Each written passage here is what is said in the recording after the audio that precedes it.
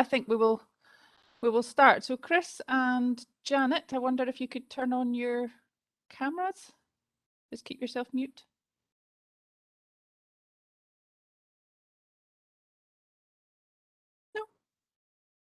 Mum, I think Dr. Swale's having a little bit of difficulty getting, she can see us all, she's having a little bit of difficulty getting cameras and things, so she's going to log out and then come back in again, I think is probably the best thing. But okay, well, I'll wait for a minute then. I'll wait for a minute if you like. Mum, we're happy to go on whilst that's being done.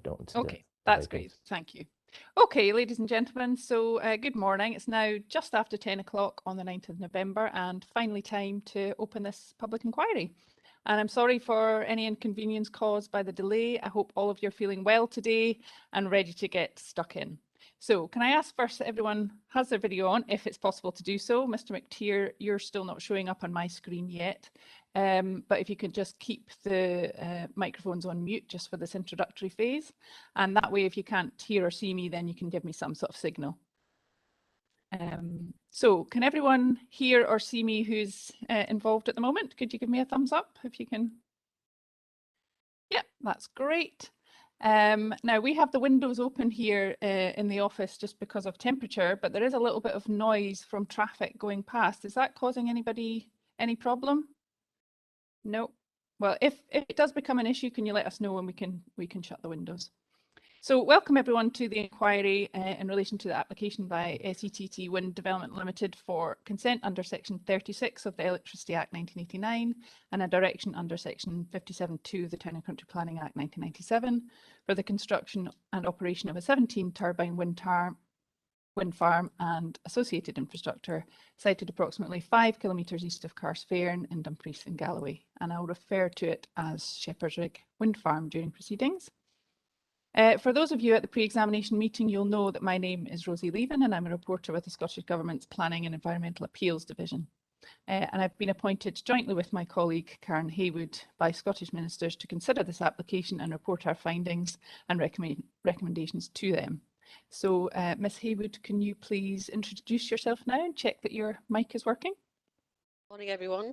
As Ms Leaven said, I'm Karen Haywood. I'm Assistant Chief Reporter with DPA.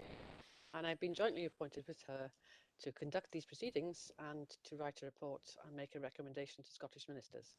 I should just say that Ms Leaven is in charge during the course of these proceedings, so she will be doing most of the talking from our side, but I may have something to say every now and again as well. Okay, thank you. Okay, thank you.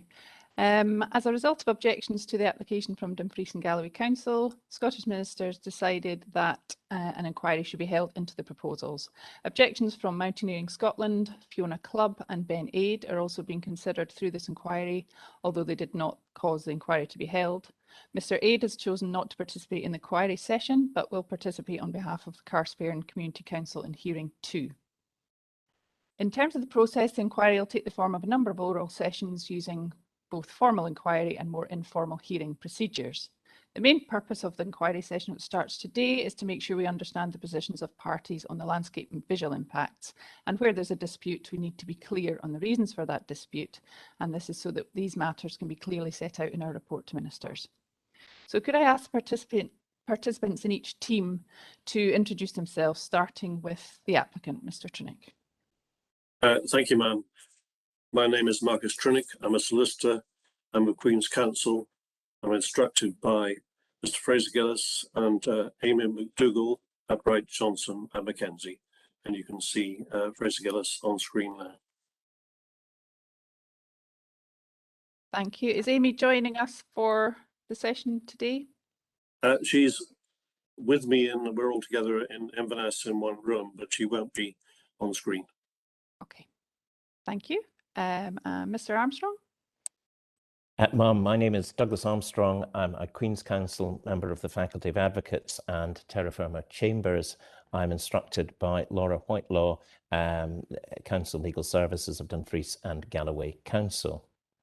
And we have one witness for this session, Dr. Janet Swales. Okay. And Mr McTeer? Mr. McTeer is currently assisting Dr. Swales in trying to get onto the Okay. the website. They are both in the same room as I'm in, but they're in another part of it, and they're trying to get Dr. Swales onto the Right. the site. Would you like us to pause for a few minutes to try and get Miss Swales online? I'm happy just now. They've logged out and they're going to log back in. Obviously, before Mr. Denny starts, if there's a problem at that stage, then I'll tell you. But I think for the introduction, I'm fine to go on with just myself and Ms. Whitelaw present. Okay, that's fine. I'll carry on. Mr. Gordon? Yeah, my name's Dave Gordon. I'm appearing on behalf of Mountaineering Scotland. I'm a planning volunteer with them. Okay, thank you. And we don't seem to have Miss Clubb with us yet either. Just hold on 1 second till I check whether there's any progress on that. No. No, there's not. So I'll just carry on. And if Miss Clubb does appear, I may go back and just run over some of the introductory points for her benefit. So there may also be some observers. I don't see anybody else on the screen there, but there may be observers. Is there anybody else that you know that will be participating today? No. Okay, thank you. So you will recall we held a pre-examination meeting in February 2021 as a means to guide the procedures for the case. And that can be viewed on the DPA webcast library, and a note of the actions agreed at that meeting is available on our website. We have visited the site and the surrounding area on an unaccompanied basis in June, August and October of this year. And these visits included a range of viewpoints and journeys north and south along the A713 and the head of the Ken Valley, east and west along the B729. We've also visited high-level viewpoints including Cairnsmore, Ben Inner, which I will check the pronunciation and spelling of later, and Ben Brack. And after this week's sessions, we'll decide whether we need to make further visits prior to completing our report. The inquiry will be webcast live on our website. The video recording of the inquiry will be retained on the website after the application is determined. And by taking part in the virtual inquiry, you're consenting to being filmed and to the use and storage of those images and sound recordings and any information contained in them for webcasting and training purposes and for the purpose of keeping historical records and making those records available to the public. I think Miss Clubb may have joined us now. Could you give us a thumbs up? Would you like to just put on your microphone as well, Miss Clubb, so that we can make sure that we can all hear you? I think it's on just now, is it? Okay, yeah, that's great. Can everybody else? Sorry for being late. I've had some technical issues joining the with WebEx, but I'm here now. That's no problem. Thank you. You're not the only one. There's been a few issues this morning, so I'm glad that you've been able to make it. If you wouldn't mind turning your microphone onto mute now as I carry on with the introductory remarks. As a result of COVID-19, a number of wind farm cases under Section 36 have been conducted using virtual proceedings, and I'm sorry that we haven't been able to hold this inquiry in person, but lessons learned from the previous inquiries have helped shape the arrangements for this inquiry, and I'm confident that we can make it run smoothly and allow everybody to contribute effectively, subject to good Wi-Fi and all of that. Parties have been advised of the likely timetable for the 4 sessions, and we provided you with the hearing agendas. And for the benefit of those watching, I'll briefly explain the process that will be followed for this virtual inquiry. Apart from today, it's anticipated that proceedings will commence each day at 9:30 and run until around 4 o'clock. Participants should be ready to join the meeting at around 9:15. We'll allow an hour for lunch, and we'll have regular screen breaks taken, basically fitting in around natural breaks in the presentation of evidence or subsequent questioning. And we appreciate that it can be quite intense, focusing on the screens all day and following what is being said. So if anyone for any reason feels that they need to pause for a minute to follow the discussion or to recap what has been said, then please signal to me and let me know, and we can take a short break. However, the witnesses are expected to remain on screen with their video on for the duration of their evidence, giving session, obviously excluding lunch and breaks. The witness precognitions, inquiry statements or reports and other core documents have already been made available as a memory stick to all parties, and can I thank the applicant very much for taking on this task. It's very much appreciated. And a small number of late documents were accepted after the memory sticks were distributed, and I hope that everyone was able to successfully add those late documents onto the memory sticks themselves. Is everybody okay with all of the core documents? Yep, I'm seeing nodding. Okay, thank you. So as all the parties should have all the relevant documents, it's not therefore planned to show the documents on the webcast. Parties are expected to work from their own electronic devices to access the relevant information. Normally, paper copies of these documents would be made available in the inquiry venue for the general public, but because of COVID, the Council is not required to make such arrangements, and instead the documents have been published on the website under the case reference WIN-170-2005. The parties may require to use smartphones or other communication devices during the inquiry or the hearing sessions, and this is acceptable, but these should not be audible, and parties are also reminded that the witness should not be included in such communications. All teams must adhere to government guidance on COVID-19 when participating. I know some of you are sharing offices with other colleagues at the moment, as am I. And where parties are operating from a shared office, please maintain a safe distance and ensure effective ventilation and avoid close contact or sharing of documents or equipment. If any participant is taken ill, we may need to adjourn to ensure medical attention is sought, and if this happens, we'll consult parties as soon as possible on how and when to reconvene the inquiry. Temporary breaks may also be necessary if we encounter any more technical difficulties. I really hope not, but fingers crossed we can move forward. If we do, we will need to take a short break, and a member of our IT staff will be present during the virtual process. Graham is around today and will try and address any technical issues from our end should they arise.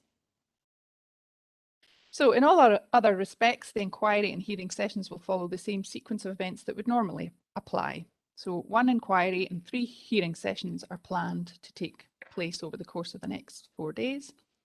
The inquiry session on landscape and visual impact will take place today and tomorrow, starting tomorrow slightly earlier at 9:30, as I've said, and we expect it to conclude by close tomorrow, but we can discuss progress during the course of the afternoon tomorrow. Hearing 1 on policy is programmed to start on Thursday at 9:30 and expected to take up most of the morning. We hope to start hearing 2 on traffic and transport at 2 p.m. on Thursday and expect that to be completed within the afternoon. And hearing 3 on conditions is programmed to start at 9:30 on Friday and run for the course of the morning. But either of the earlier sessions run over then, or any of the earlier sessions run over, then we do have a little bit of flexibility later if we need it. So are all parties happy with those suggested timings? Could you indicate with a thumb or a nod? Okay, thank you. For those watching who are not familiar with the inquiry process, the normal sequence is as follows. So the advocate or the solicitor introduces their witness, who gives their evidence in chief, drawn from their precognition and the relevant inquiry statement or report. The witness is then cross-examined by the opposing party. The reporters may then ask any questions of the witness, and the witness can be asked some further questions by their own advocate or solicitor, referred to as re-examination. And when the evidence on all topics is concluded, parties will have the opportunity to make a closing submission in writing. And the timescales for this will be agreed at the end of the oral sessions around the end of this week. We've already indicated to the participants that for the inquiry session, precognitions are taken as read and therefore not read out in part or full by witnesses. It is therefore expected that cross-examination will focus on those essential matters that are in dispute. And we may intervene if we consider that the questions or the answers are straying into matters that don't need to be included in our report. We also ask that before each witness presents any evidence or at the start of any cross-examination, that the main documents to be referenced are identified. And this allows us all a chance to access the documents in advance, assisting in the flow of the evidence. In contrast, the hearing sessions later in the week are less formal. They are discussions involving all the relevant parties and chaired by the reporters. An agenda for each session setting out the issues to be discussed has been prepared and circulated. And in addition to the evidence evidence considered through the inquiry and hearing sessions, our report and recommendations to ministers will also consider a range of other matters raised in consultation responses and written representations submitted to energy consents units and to the council. And the details of all of these can be viewed on the DPA website. Before I finish with a few housekeeping issues, I'd just like to remind everyone of the importance of being courteous with each other throughout proceedings. While you may at times disagree on the substance of what is being said, please remember to be polite and to respect parties' rights to have enough time to understand any questions or explain their positions. Okay, so finally, a few housekeeping matters. Obviously, the use of microphones is important in a virtual event, as the recording of both sound and video switches to the person that is speaking. So please try to mute the microphone when you're not speaking, as this will minimise any unnecessary interruptions to the webcast that can occur from that background noise. Any party is still able to intervene by attracting my attention. If you need to do this, please turn on your video and raise your hand, and any points raised should be addressed to me in the first instance. Please also be patient. Obviously, in the course of the next few days, it's likely that we will all forget at some point to mute or unmute the microphone. Please just signal that this has happened and give each other the opportunity to address the problem. We've been advised that there will be a fire alarm test tomorrow in our office, but none is planned today. So hopefully we will not be disturbed by that at our end anyway. And if you have an emergency affecting your continued attendance, please do not hesitate to depart, but simply ask that we temporarily adjourn procedures. And we may still, however, decide to continue depending on the stage of the inquiry. At the end of this introduction, I'd like to ask those participants not involved in giving evidence or questioning of witnesses to switch off their video and mute their microphones. And before I move on to the start of the inquiry session, are there any questions on all of these procedural matters that I have run through at length? No. Mr. Gordon. Forgive me, madam, but I'm a little confused over when you want us to turn off video. For example, I anticipate having perhaps 1 or 2 questions in cross-examination for Mr. Denny. Does that mean I'm currently a participant and should leave my video on, or should I be turning it off? Thanks for the question. I think I would like people to be able to keep their videos on so that you can see the person talking. Certainly put your microphones off, and if you're not talking, and we'll see how it goes in terms of you know, the background interruptions. So if I need to ask everyone to turn off videos as well, I'll do so, but let's see how it goes. Okay.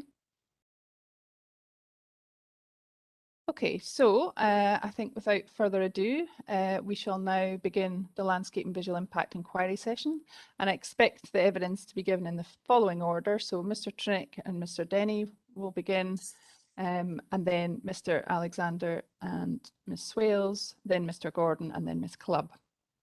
So on that basis, if everyone's happy with that, we will move on to hearing the evidence, and I'll invite Mr. Trinick to start things off.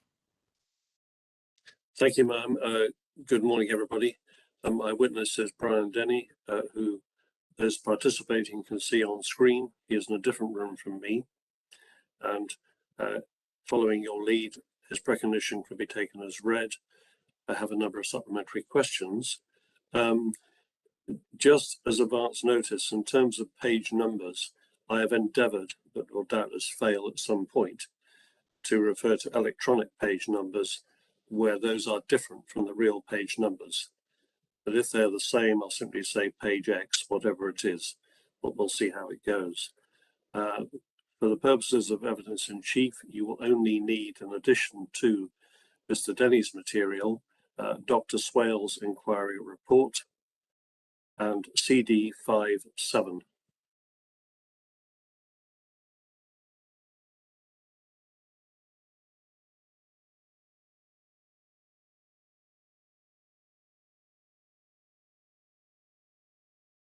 Thank you, ma'am. Just looking at Mr. Armstrong, make sure he's suitably equipped. Excellent. Mr. Denny, my first question takes us to the issue of sensitivity. In your methodology for landscape and visual impact assessment, you combine the sensitivity of the landscape or a viewpoint with the magnitude of change in order to reach a finding of significance. And there's often some dispute in inquiries about the level of sensitivity attributed by a particular witness to a landscape type or to a viewpoint. And in your LVIA, you attribute various sensitivities, various levels of sensitivity at various stages. Let me ask you this: if all viewpoints in this case were given high sensitivity, what difference would that make in terms of the reported significant effects?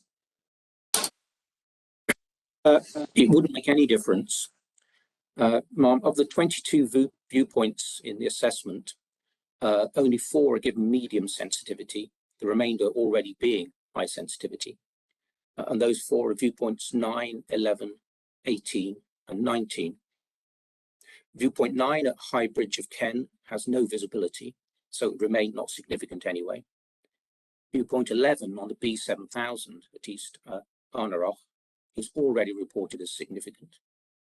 Viewpoint 18 on the A713 near Stromgassel is a fleeting view from a road representative of drivers heading north, and the visibility, actually, because I checked this recently, has decreased due to vegetation growth since the viewpoint was chosen. This moderate effect would remain not significant. And viewpoint 19 on the A713 south of Cars Fen is already reported as significant.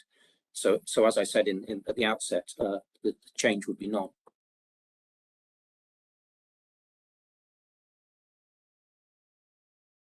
My inquiry reports also, to some point of clarification actually I want to make, and this is in relation to viewpoint 13. So, Mr. Denny, I went on mute and I was... Oh, sorry. No, it's my fault entirely. As a second point, just to make clear to the reporter, it is a slightly separate point. I think you want to clarify something in respect to viewpoints 13 and 22. Yes, that's correct. This is in relation to, first of all, to viewpoint 13. My inquiry report confirms that it's paragraph 310 on page 20 that of the 22 viewpoints assessed in the LVIA, the effects of 15 viewpoints are considered to give rise to significant effects. But with the acceptance in the AEI, the discrepancy concerning viewpoint 22 should read as significant effect, then this should have read 16 viewpoints. I note in respect to viewpoint 22 that Dr. Swales in her assessment, that's her at CD 12.2, considers the visual effect of this viewpoint to be highly localized and only marginally significant at most. But notwithstanding that, I have accepted, and the AEI accepts, that should read as significant. Viewpoint 13 from close to the summit of the cairn of Beninair is not one of these 16 viewpoints. Having again considered the detailed assessment in the LVA and the AEI in preparation for this inquiry, I now consider that the effect from the location of the viewpoint at Beninair should be reported as a significant effect. To be clear then, that is a change in your evidence, change from your evidence produced to date. Yes, that's correct. Carry on. The assessment of the effect on Beninair... Sorry, can I just, sorry, Mr. Denny, can I just interrupt just to be clear? Can you just repeat what you just said there about viewpoints 13 and 22? Just to be very clear that we've got this noted correctly. Yes, ma'am. Viewpoint 22, it was accepted that there was a discrepancy concerning viewpoint 22, and in the AEI, in the text concerning that, it's accepted viewpoint 22 as a significant effect.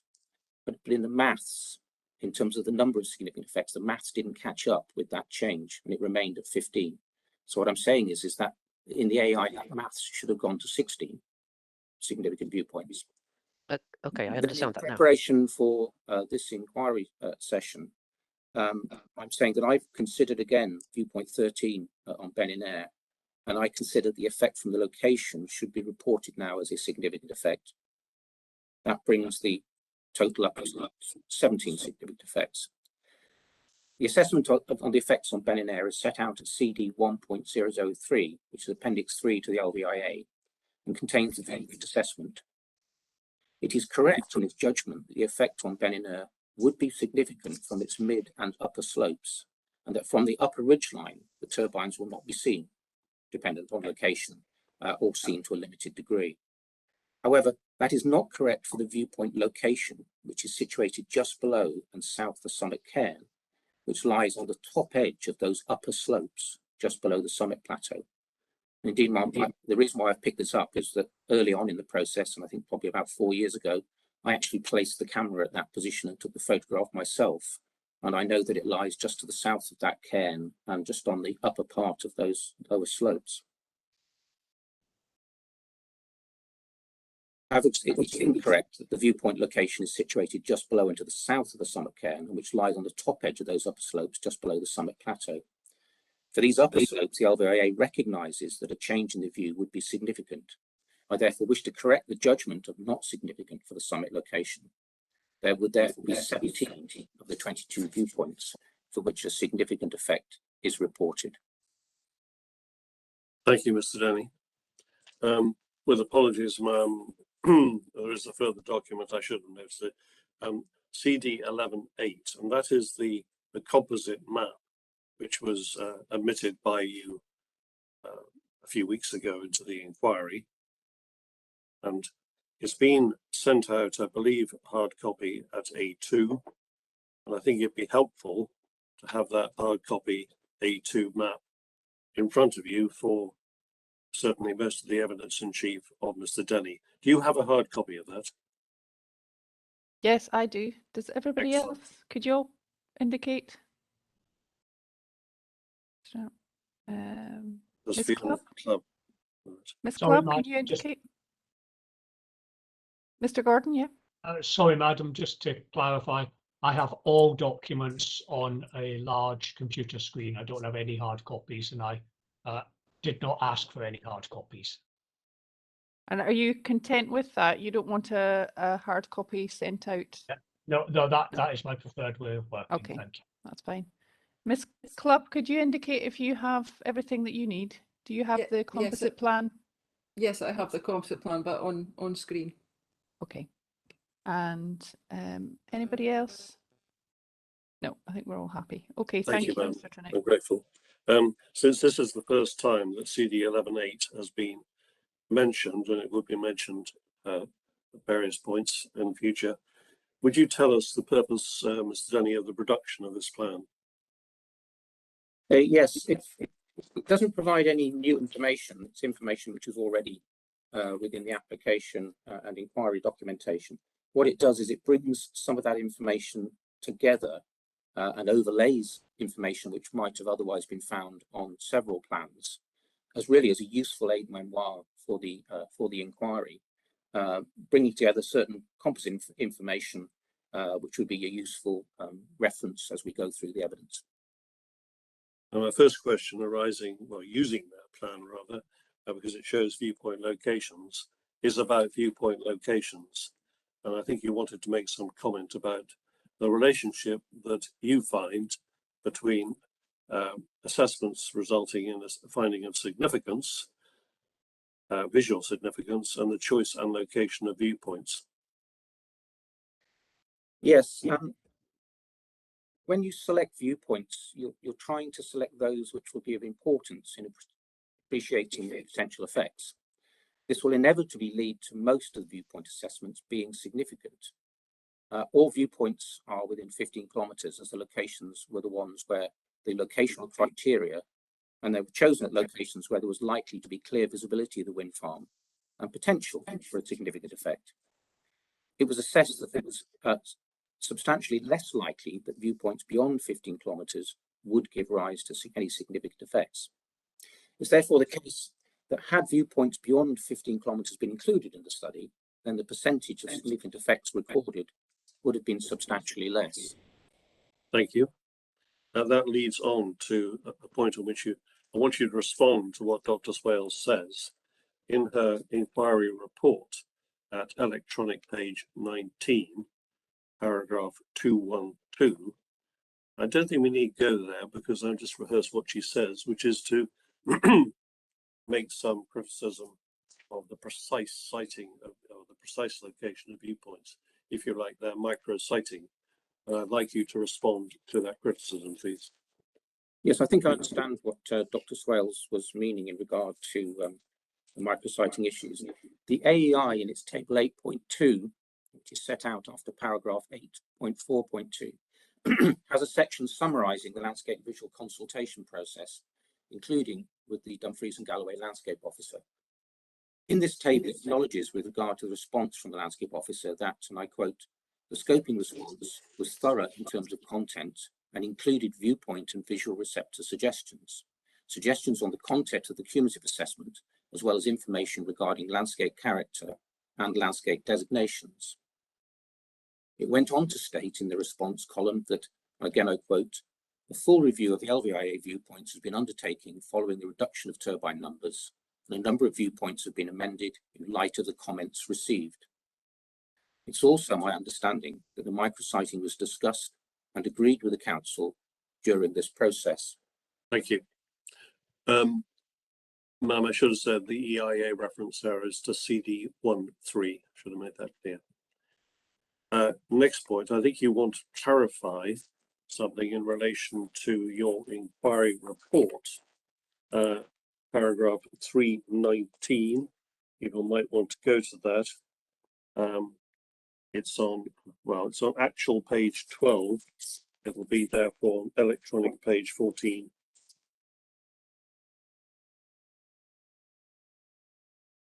Yes, this is just to avoid any confusion. Wait. Are you there, man? Yes. Thank you. Carry on. Yes, it's just to avoid any confusion arising. When the assessment of visual effects for the property at Smittons, which is in IR 3.19, refers to the revised development, it means the development as per the AI1 amended proposals and as updated in March 2021 in the AEI2. The primary effect that will be experienced from this property will be from its access track. This would be a moderate and not significant effect, rising to significant post the felling of the plantation that lies to the immediate northwest of the property. These forestry creeps are scheduled to be felled in the period 2024 to 2028. The visual effect as experienced from the rest of the property and its curtilage will be less than that reported for the access track as set out in the residential visual amenity assessment. Thank you. The next point takes us to the issue of how you address cumulative effects. The objective of this exercise, and any questions I may need to ask Dr. Swales, is simply to try to ensure that the reporters, when they look at your evidence and that of Dr. Swales, are going to be comparing like with like. Now, the relevant passages of evidence are your inquiry report, electronic page 19, paragraph 340 onwards, and for reference at this stage, Dr. Swales' inquiry report, which is CD 12.1, at Appendix 4, which is electronic page 101. Okay, let's pause for a second to let everybody get to yes, those. Of course. Yeah. So first of all, it's Mr. Denny's inquiry report. Is that right? Correct. That was CD 11.2. Yeah. Electronic page 19.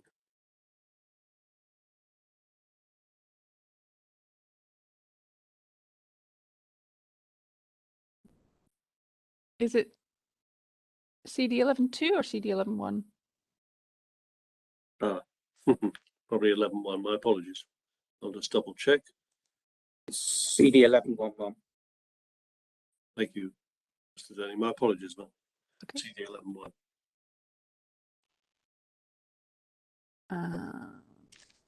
And that's paragraphs 3.40 onwards. 340 and following. Yep. And then Miss Swales.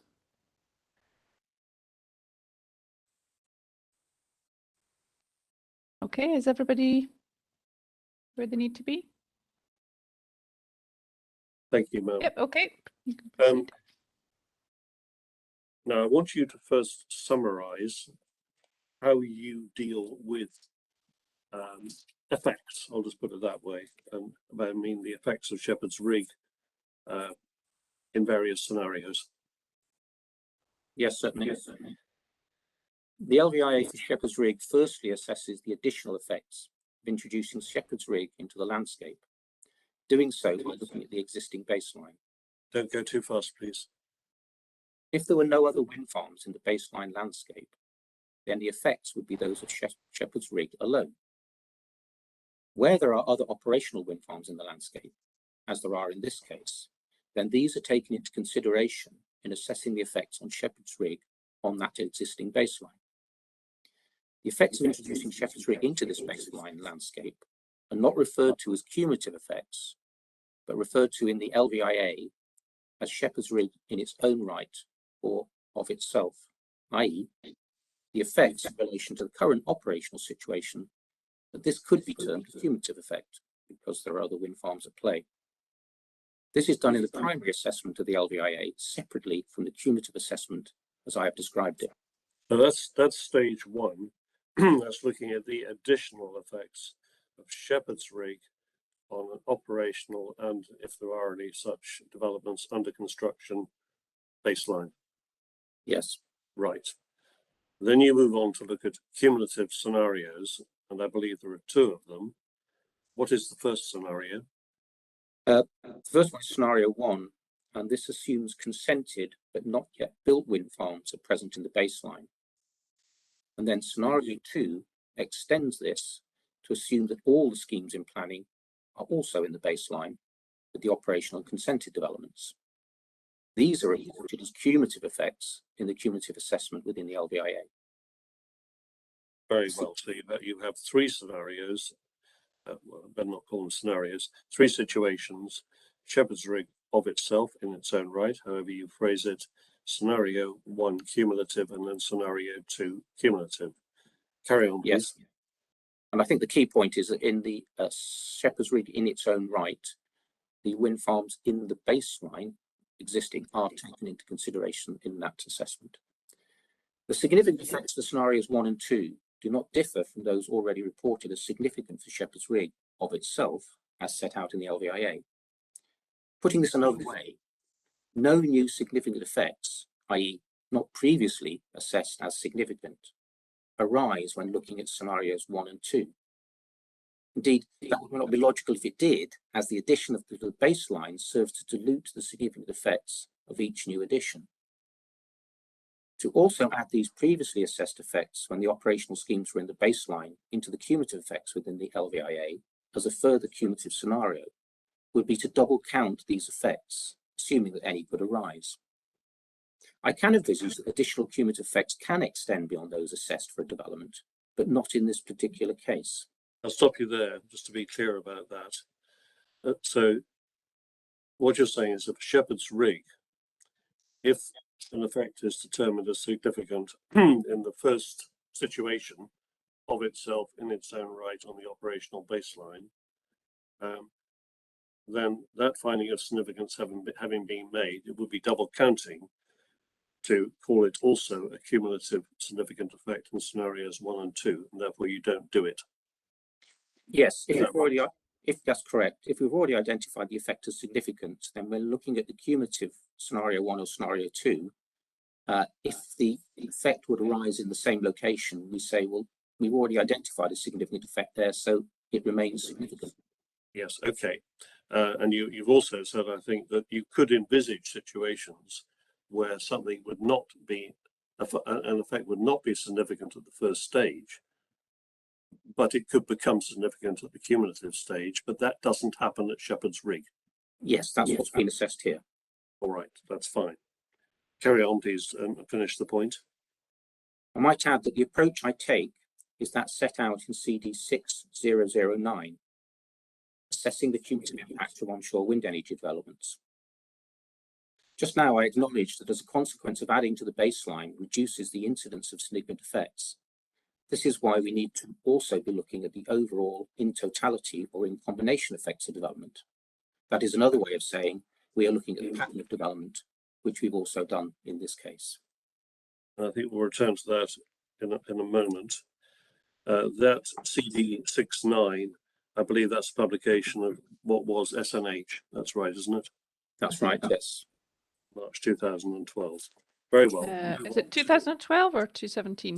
2017, is that SNH? It may be updated, but you're right. Yes, I'm used Yes. to the 2012 document, but 2017, I think. 2017, yeah. Next point takes us to Dr. Swale's inquiry report, electronic page 1617, actual page number 11, and people have got hard copy in front of them. And this is paragraph 143.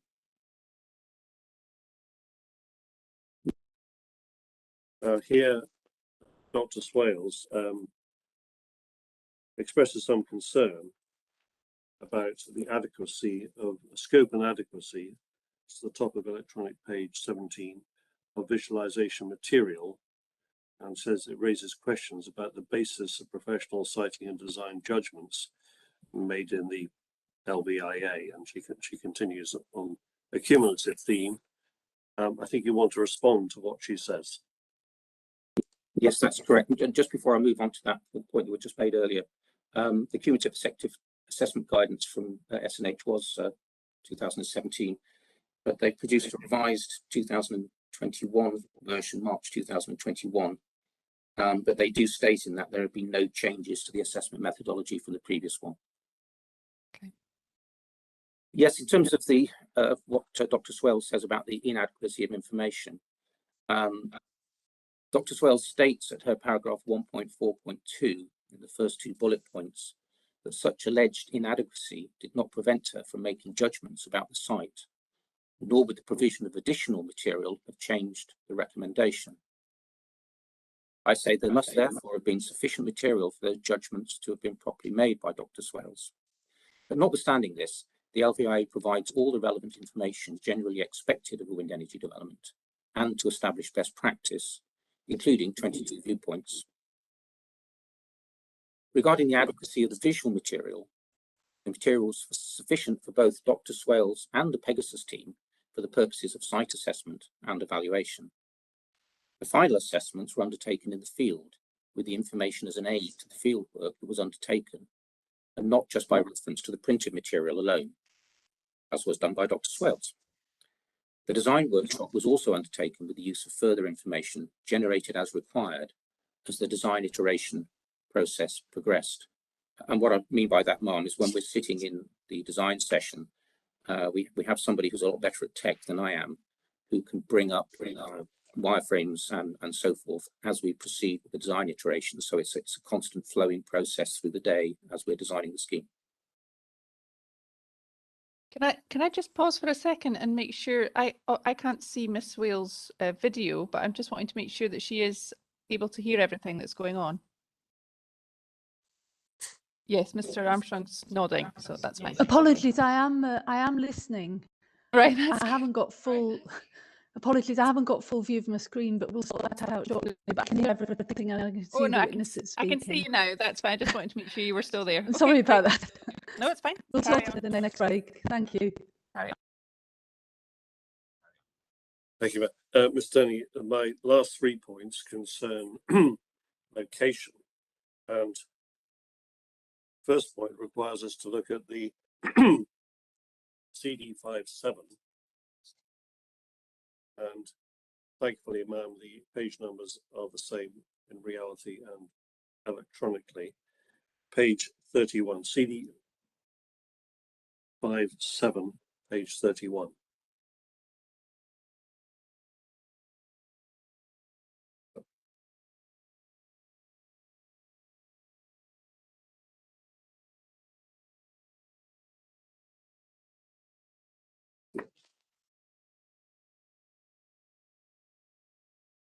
And I think you want to draw attention on that page to paragraph 3.3. Is that right, Mr. Denny?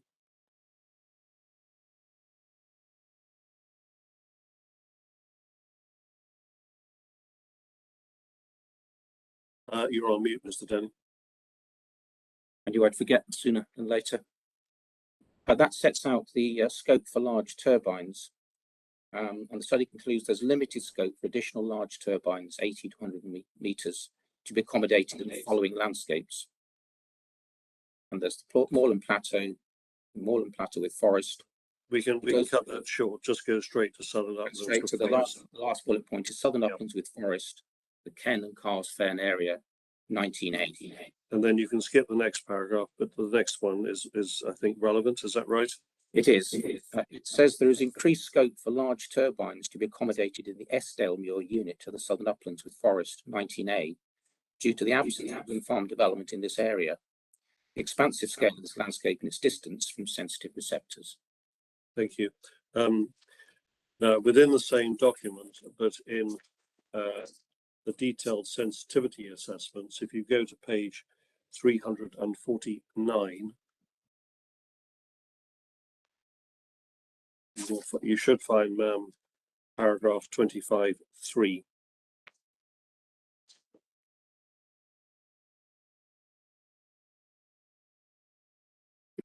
If we're there, Mr. Denny, what do you want to take from that paragraph? Well, in the second paragraph, it tells us that in relation to the first paragraph. In the first paragraph, it tells us in relation to 19A, because we're in the section dealing with 19A, there is some scope for very large topography turbines, 150 meters plus, to be accommodated in this character type, but only in the Eskdalemuir unit, which is undeveloped and very extensive in scale. It goes on to say there are also opportunities for the large topography turbines to be accommodated in the Eskdalemuir unit, and this typology could be accommodated as possible new developments for repowering schemes in the Cars Fern unit. Yeah, we might note in the third column, to be fair to everybody's case, the words capacity for additional development is likely to be very limited within the Ken unit. Now, we are in the Ken unit of 19A, aren't we? We are, yes. Indeed. And so far as typologies are concerned, we are on the cusp of very large, but we are nevertheless of a large typology proposal. Yes, we are. That's right. Right. Thank you very much. And finally, before asking you a question, if you go back to page, go to page 347, 2 pages before that, do you see a character type key map? That's correct. And so that we can peg where these various units of landscape character type 19A are, we can see Cars Fern to the west, we can see Ken where we are, and then we can see way off to the east Eskdalemuir. Is that right? That's correct, yes. Yeah. At this point, would, before I ask a question, get in front of you the composite map CD118. Yes, I have that in front of me.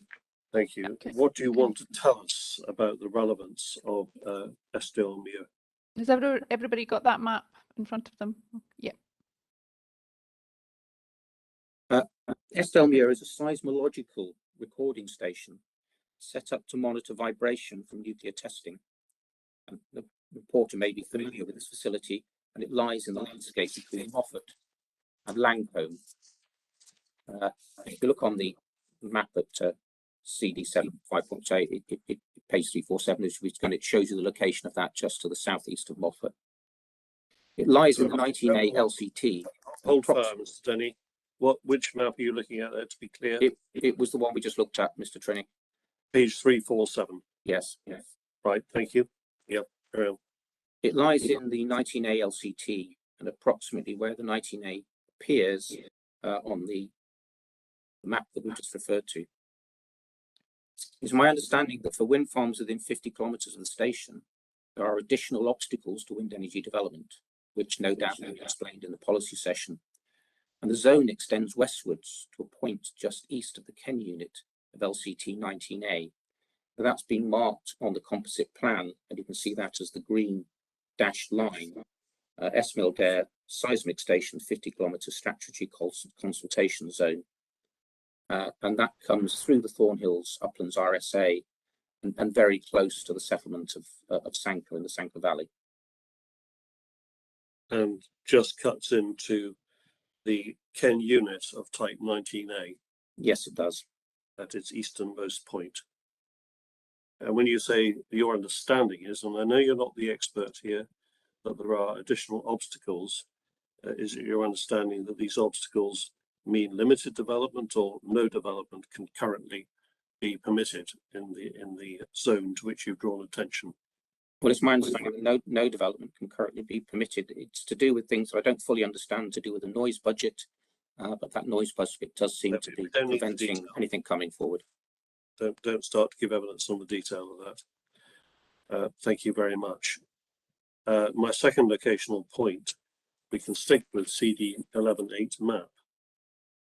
And I think you want to say something about the constraints on development that subsists within the blue area, the Ken unit of character type 19A, between the now consented Corn Harrow development and Shepherd's Rig, noting that we've got character type 4, which is just to the east of Shepherd's Rig.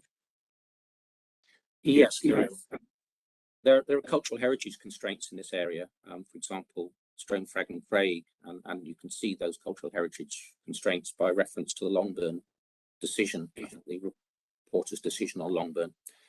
And there's also Andy Goldsworthy's Striding Arches are also located in the northeast of this area.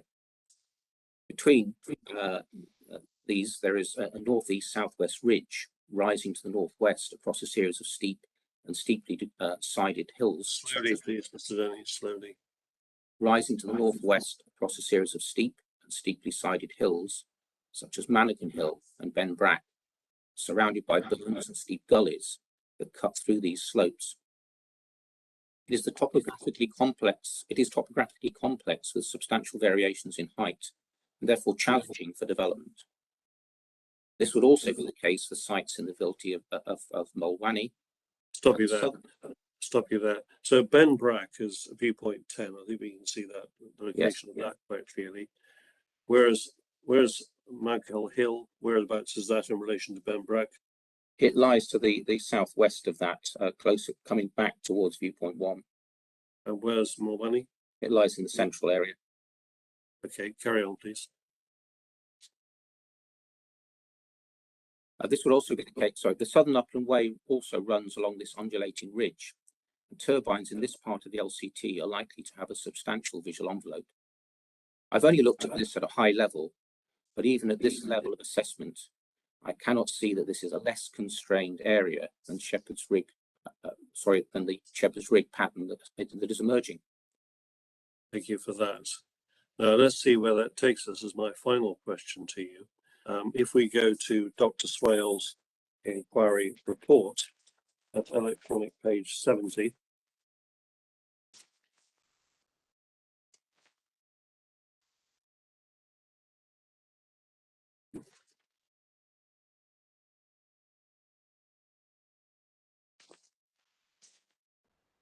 I think I may have got the wrong page number there. No, it is electronic page 70. I was right. Actual page 65, paragraph 521. And here, Dr. Swales is discussing the emerging wind farm pattern. I'm not going to ask you to read that out, but in summary, what she does is look at the committed pattern of development, operational schemes, consented schemes. She then looks at Shepherd's Rig and its effect on the pattern. And then she looks at strategic cumulative effects, which would result from Shepherd's Rig. People have read the inquiry report. I'm not going to ask you to read it out. She also tells us on electronic page 17, which is paragraph 144, that... Sorry, could you clarify that? Page 17. Electronic page 17. Oh, sorry. What's the hard copy version? 12, wow. Paragraph 144. Okay, thank you. The second paragraph, the Shepherd's Rig cumulative assessment has not included an assessment against wind farm pattern, and this is considered an omission. I think you want to respond to what is said there and to add some further comments. Yes, just directly in relation to the assessment not having been assessed against wind farm pattern. The assessment doesn't make a direct assessment under the title of wind farm pattern, but it does make an assessment against wind farm pattern because that's part of the assessment of cumulative effects. Indeed, even in that first assessment that we looked at of the three, the assessment of Shepherd's Rig in its own right, then scenarios 1 and scenarios 2, when looking at Shepherd's Rig in its own right against a baseline of the operational consented schemes, in order to make assessments of the effect of Shepherd's Rig against that baseline, it needs to be done on the basis of an understanding of those other wind farms in the landscape and how Shepherd's Rig relates to them and the juxtaposition of those relationships in order to make the relevant assessments. So therefore, how the wind farms are distributed in the landscape, i.e. the wind farm pattern, does form part of that assessment judgment. And of course, it does so, of course, in terms of merging wind farm pattern, it does so within the cumulative scenarios 1 and scenarios 2.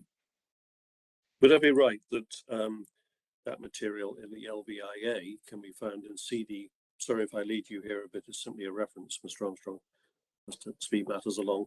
In the EIAR CD13 at paragraph 8748, which is page 888. Yes, that's correct. Starting there, and in your inquiry report, which is electronic page 16, paragraph 330. We needn't go there. Those are just points of reference. Sorry, Mr. Trinick, could you just give that first reference again? Yes, of course. CD13, yeah, page 8-88, paragraph 8748 and following. Okay, thank you. And sorry, Mr. I interrupted you there just to get those references in. If you continue, you want to say something about the strategic wind farm pattern? Yes, the strategic wind farm pattern that is emerging is one where wind farms are being located in LCT 19A or very closely associated with it, where the opportunities and constraints allow. All of the LCT 19A to the east of Sanka is constrained by Estelmuir. Remaining opportunities within the western unit of LCT 19A are therefore being explored, creating an organic and emerging wind farm pattern in the LCT. LCT 19A is the least constrained LCT with the greatest opportunity in Dumfries and Galloway. And the pattern of emerging development is driven by the topography and characteristics of the most favourable locations that have been developed or remain to be developed within the LCT. What do you mean by favourable locations? Well, locations where the turbines of the size and scale that we are talking about are capable of being accommodated in the landscape, and then where the features of the landscape allow such a development to come forward in a reasonable manner, and that will be topography, water courses, peat, ornithology, relationship with residential properties, noise, forestry, and all of the design constraints that wind farms have to consider all need to form part of that locational judgment. It's not just landscape. I think you want to finish your evidence in chief with a more general comment on how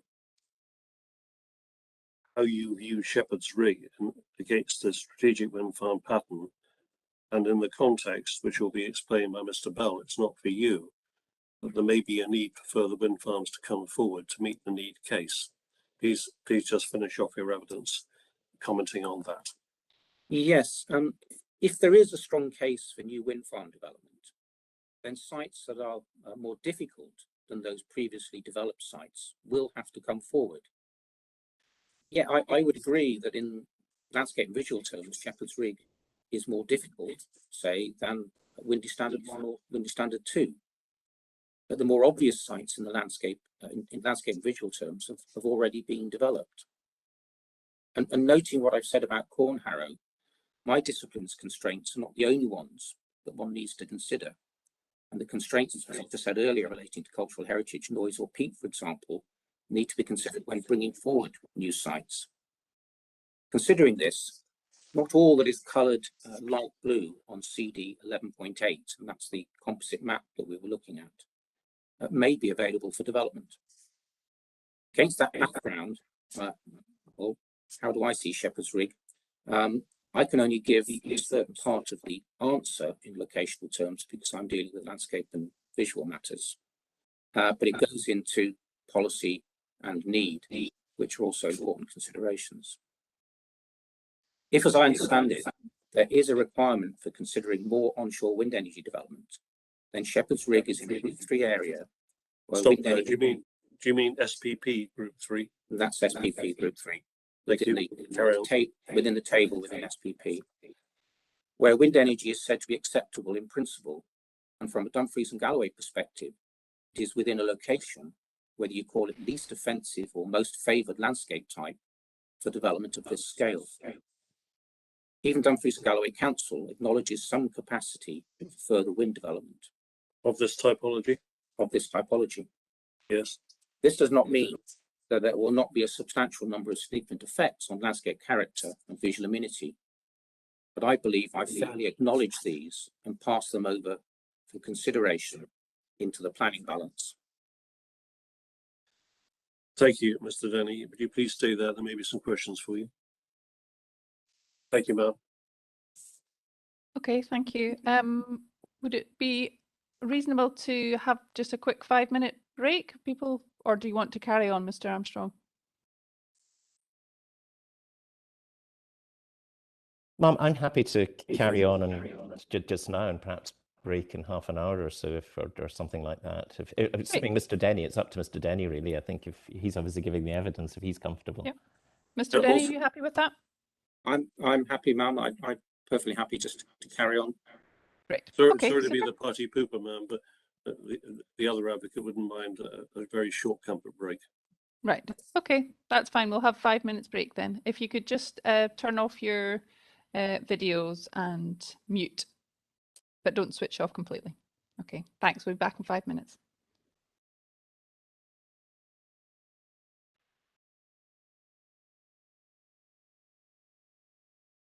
I'll just quickly note to the day as well.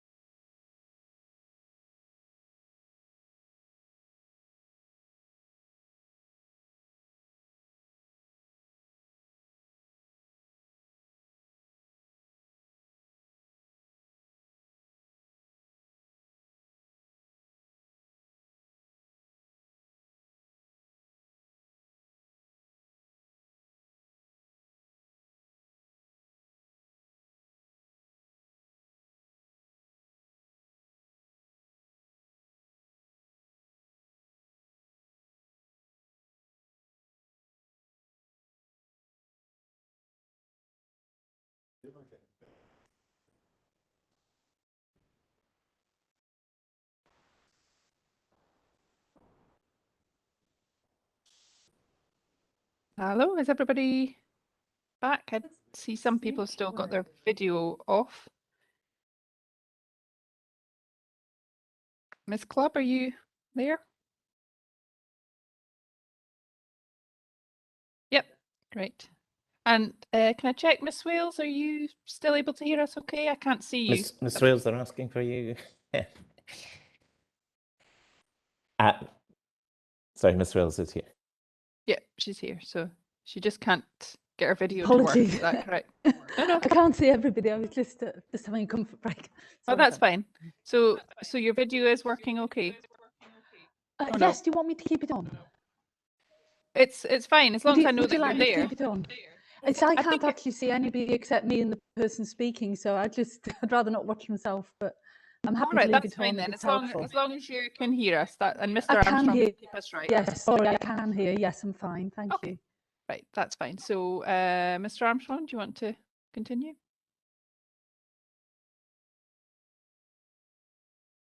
I'm obliged, Mum. Good morning, Mr. Denny. Good morning. First of all, if I could just give you the list of documents that I'm planning to discuss with you this morning, so it might just help. And first of all, there's the Regional Scenic Area Technical Paper, CD518. There's the LVIA. There's Dr. Swale's report. There's the additional environmental information, the AEI 2B, CD 120, and the text CD 118. There's the DGWLCS, which we've already looked at this morning, which is 507. There's the Longburn decision, which you've referred to, which is CD 940. There's the North Lowther decision, which we'll have a brief discussion about, which is 932. There's obviously your report and recognition, and there's LDP2, which is CD 5.5, and the supplementary guidance at CD 5.6. I think it's useful to have these documents to hand. I'll try not keep on going backwards and forwards to documents because it is obviously harder. Could you just wait a second till we all get those up? That'll be fine. Just trying to get on the right screen. The last one that you mentioned, so you said LDP2, which was CD 505, and was it CD 506 or? It was CD 5.6. Yeah. Okay, has everybody managed to get everybody happy? Right, okay, thanks, Mr. Armstrong. But Mr. Denny, as I say, I'll try and avoid sort of going backwards and forwards to documents because it is obviously harder under the present constraints. I want to try, though, and concentrate on some of the key landscape and visual issues and consider the likely impact of the Shepherd rig proposal. And it's not my intention to go over all the landscape and visual issues with you and put the council's position on every one of these issues.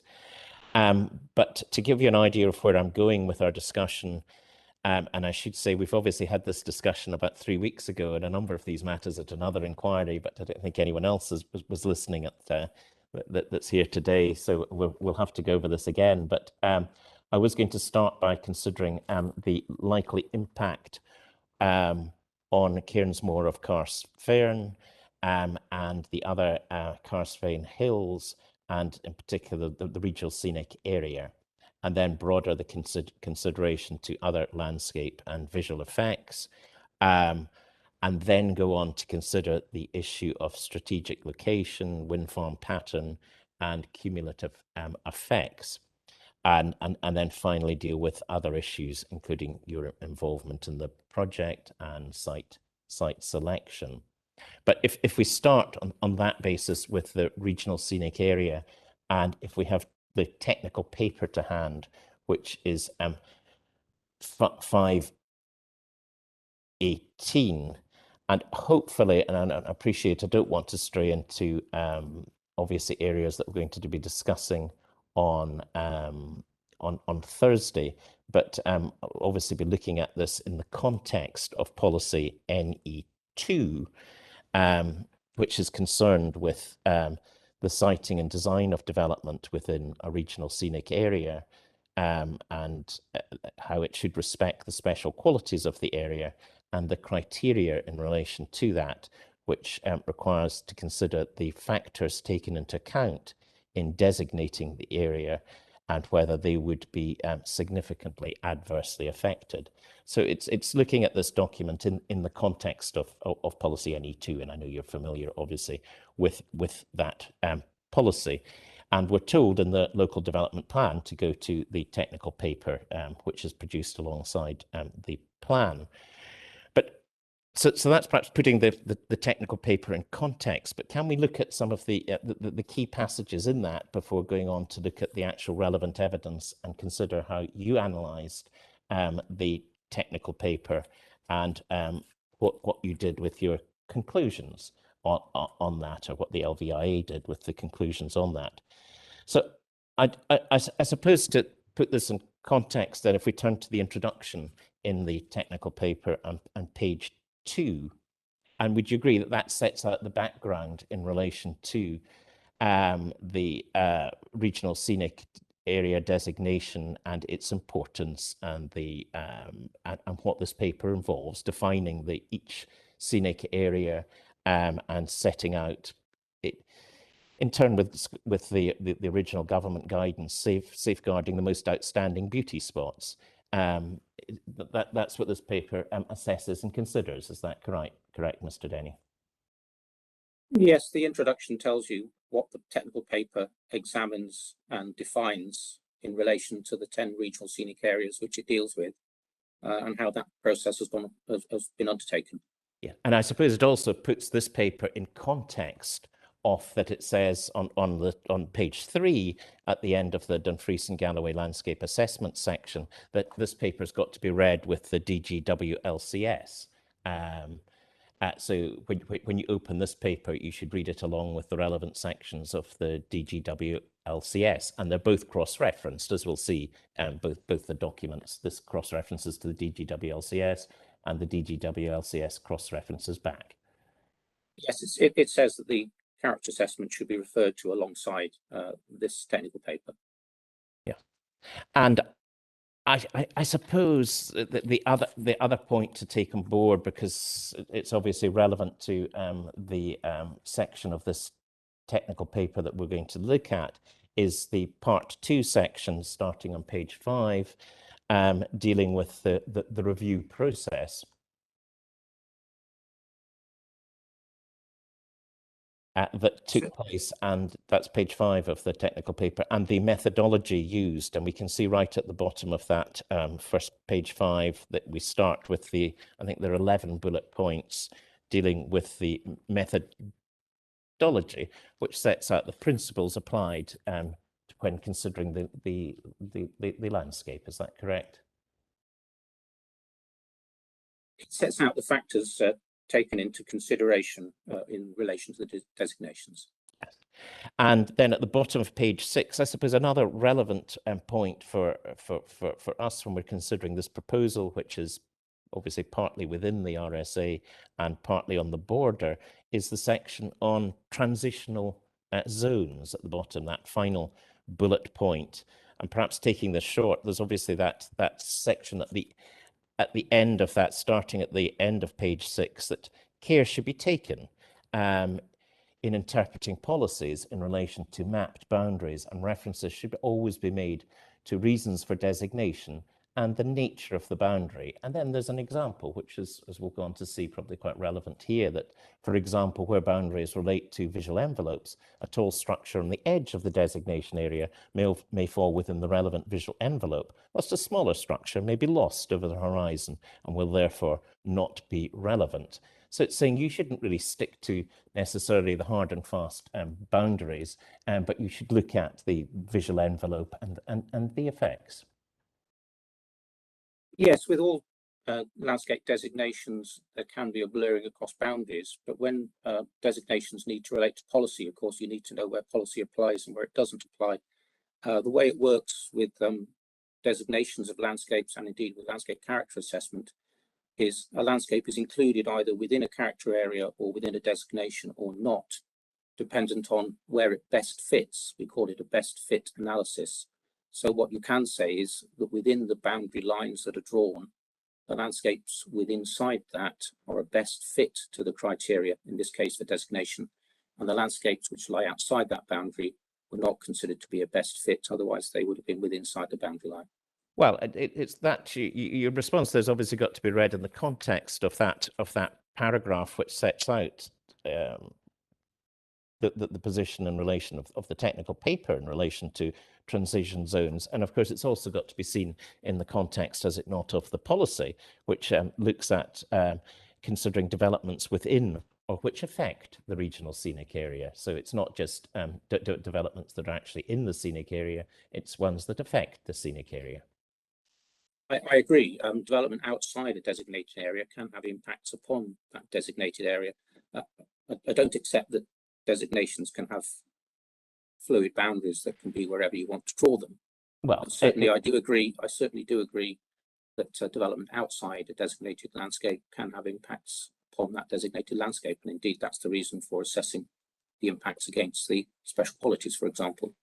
Yes, and that's also, as we can see from, as we go on to look at the DGWLCS, it considers landscapes outside the RSA, but notes that they may have an impact on the RSA. And we'll come on and look at these paragraphs in due course. But you'd agree that that transitional zone point is a relevant point. It's a relevant point for consideration, as I said.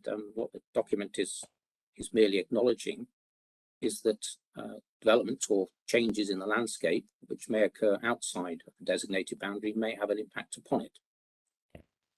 And if we go on to page 20, we've got page 20 through to 20, I think it's 23 of the document deals specifically with the relevant RSA for our purposes, the Galloway Hills advice. Is that correct? Yes, that's correct. And again, hopefully avoiding having to go backwards and forwards to documents, but your LVIA, I think the reference is paragraph 8.6.272, identifies three factors that are factors that are taken into account in designating the area, so that you identify the factors that have got to be considered in terms of the NE2 first criteria. I mean, if you want to go to that paragraph, please, happy to do that. Could you just repeat that reference, please, Mr. Armstrong? It's paragraph 8.6.272 of the you can just do the original LVIA because it I don't think the subsequent changes. And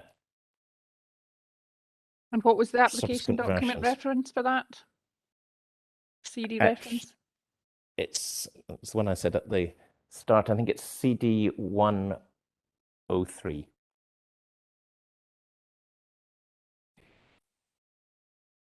And indeed, the issue is summarised in my inquiry report, which is CD 11, paragraphs 4.5 onwards. Yes, I'll be using the LVIA for obviously the more detailed analysis that you've got there. But you've got the sort of the sweeping and dramatic views of hills, the dramatic and sculptural peaks, and the narrow wooded valleys and their scenic juxtaposition with the uplands. And Dr. Swales, and we'll come on and discuss her evidence in due course, but she sets out in a little bit more detail what she considers the factors are. But can we see from page 20 of the onwards of the technical paper, when we're looking at these three key points that we've got to use in the criteria and use for assessing this proposal against that criteria in NE2 and whether there's a significant effect. That, well, I suppose that just to understand this page and the following two pages, there's a sort of general introduction, and the second paragraph gives a sort of outline of the area's designation. But would you agree with me that the sort of critical passages are really in paragraph, for our purposes, are really in paragraphs 3, 4, and 5 of this page? Yes, it's in paragraphs 3, 4, and 5, which the LVIA has attempted to draw what would be the special qualities. As you and I discussed several weeks ago, this document doesn't actually set out the special qualities, and you have to find them for yourself. And they're slightly more easy and slightly more difficult to find depending on which part of the document you're looking at and which of the RSAs you're looking at. For this particular one in the Galway Hills, the LVIA sought from the text in those paragraphs 3, 4, and 5 to ascertain for itself what special qualities might be so that it could carry out an assessment. But you do have to find it for yourself. Yeah, yes, and I think, you know, I think it was 3 weeks ago we had our discussion. In that case, your evidence was that you couldn't actually take from this document, and for that particular RSA, you couldn't take or couldn't work out what the factors were. But here, you're accepting, or the LVIA is accepting, that it has distilled these factors and set them out in paragraph 8.6.272. And we'll come on to look at the similarities, differences between what Dr. Swales sets out in her evidence. But here you're accepting that these are the factors that you've got to consider when considering whether there's going to be a significant adverse effect on them in terms of the policy. Yes, the LVIA has deemed for itself that these appear to be the special qualities in play, drawn from paragraph. It sounds as though you are agreeing with me that on this occasion, unlike the last occasion, you think the LVIA has actually got it right. But they're not actually set out as the special qualities, but it sounds to me as though we've got it right on this occasion from the tone of the conversation we're having. Well, Mr. Jenny, I'm not giving the evidence here, and I think it's perhaps going to be going too far to suggest that I'm going to suggest that you got everything right here in relation to this section, or the LVI did. The paragraph 3, I suppose, it sets out, and you quote, the LVI quotes from that second and third sentence, that the interesting juxtaposition of contrasting upland valleys and coastal landscapes. So that's your third one in paragraph 8.6.72. And then you go, the relationship between the hills and the adjacent lowlands gives rise to sweeping and dramatic views of the hills. And I suppose the other bit that's relevant of that is certain sections of the perimeter valleys.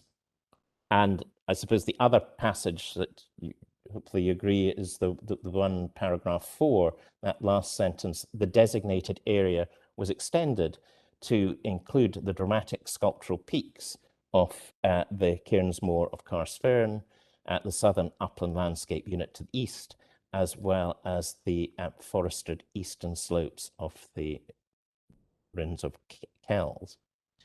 And we can see going over the page. So these are the key areas that you would expect a sort of analysis, would you not, of when we're coming on to consider whether there's significant effects for our purposes. Would you agree? Well, what the RSA document does, and indeed what page 20 does, is it sets out characteristics, elements of character and elements of topography within the designated RSAs. I've said to you before, I think that in my experience, special qualities would normally go well beyond that. And I did say it was a failing of this document not to properly set out all of the special qualities. But it does appear that this document restricts itself in relation to what it considers to be special qualities, describing character and topography, or characteristics and elements of topography. And yes, those are the characteristics of topography and one's appreciation of topography and the character of the RSA which seem to be in play. And it also, though, gives specific geographical references, though, as well, by referring to Cairnsmore of Carrsfern. And I suppose over the page, on pages 21 and 22, we get even more specific details in relation to why the RSA was extended and the reasoning behind it and the areas covered.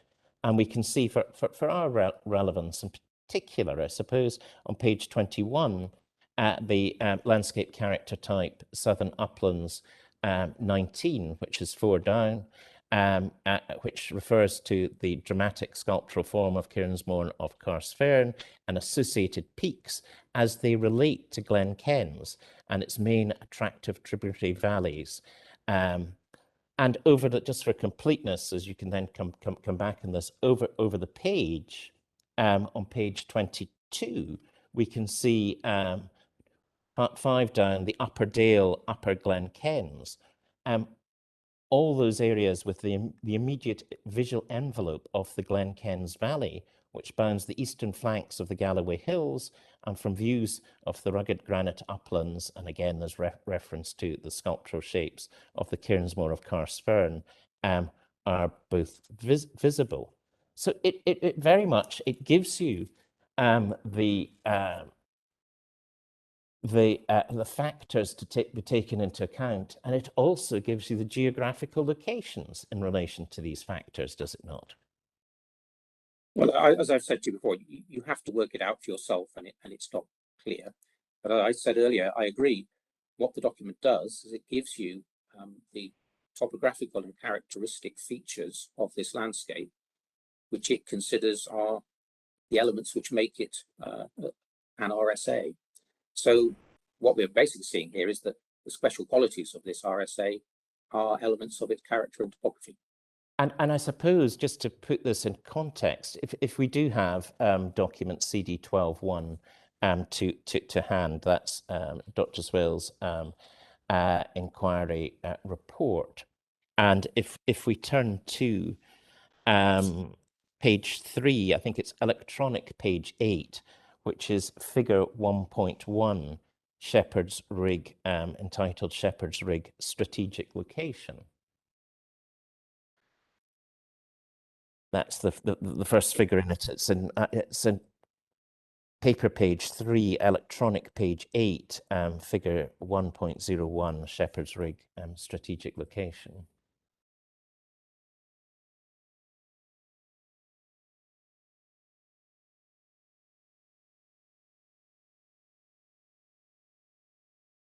Have you got that? Yes, I do. Yes, and we can see there that in blue, Dr.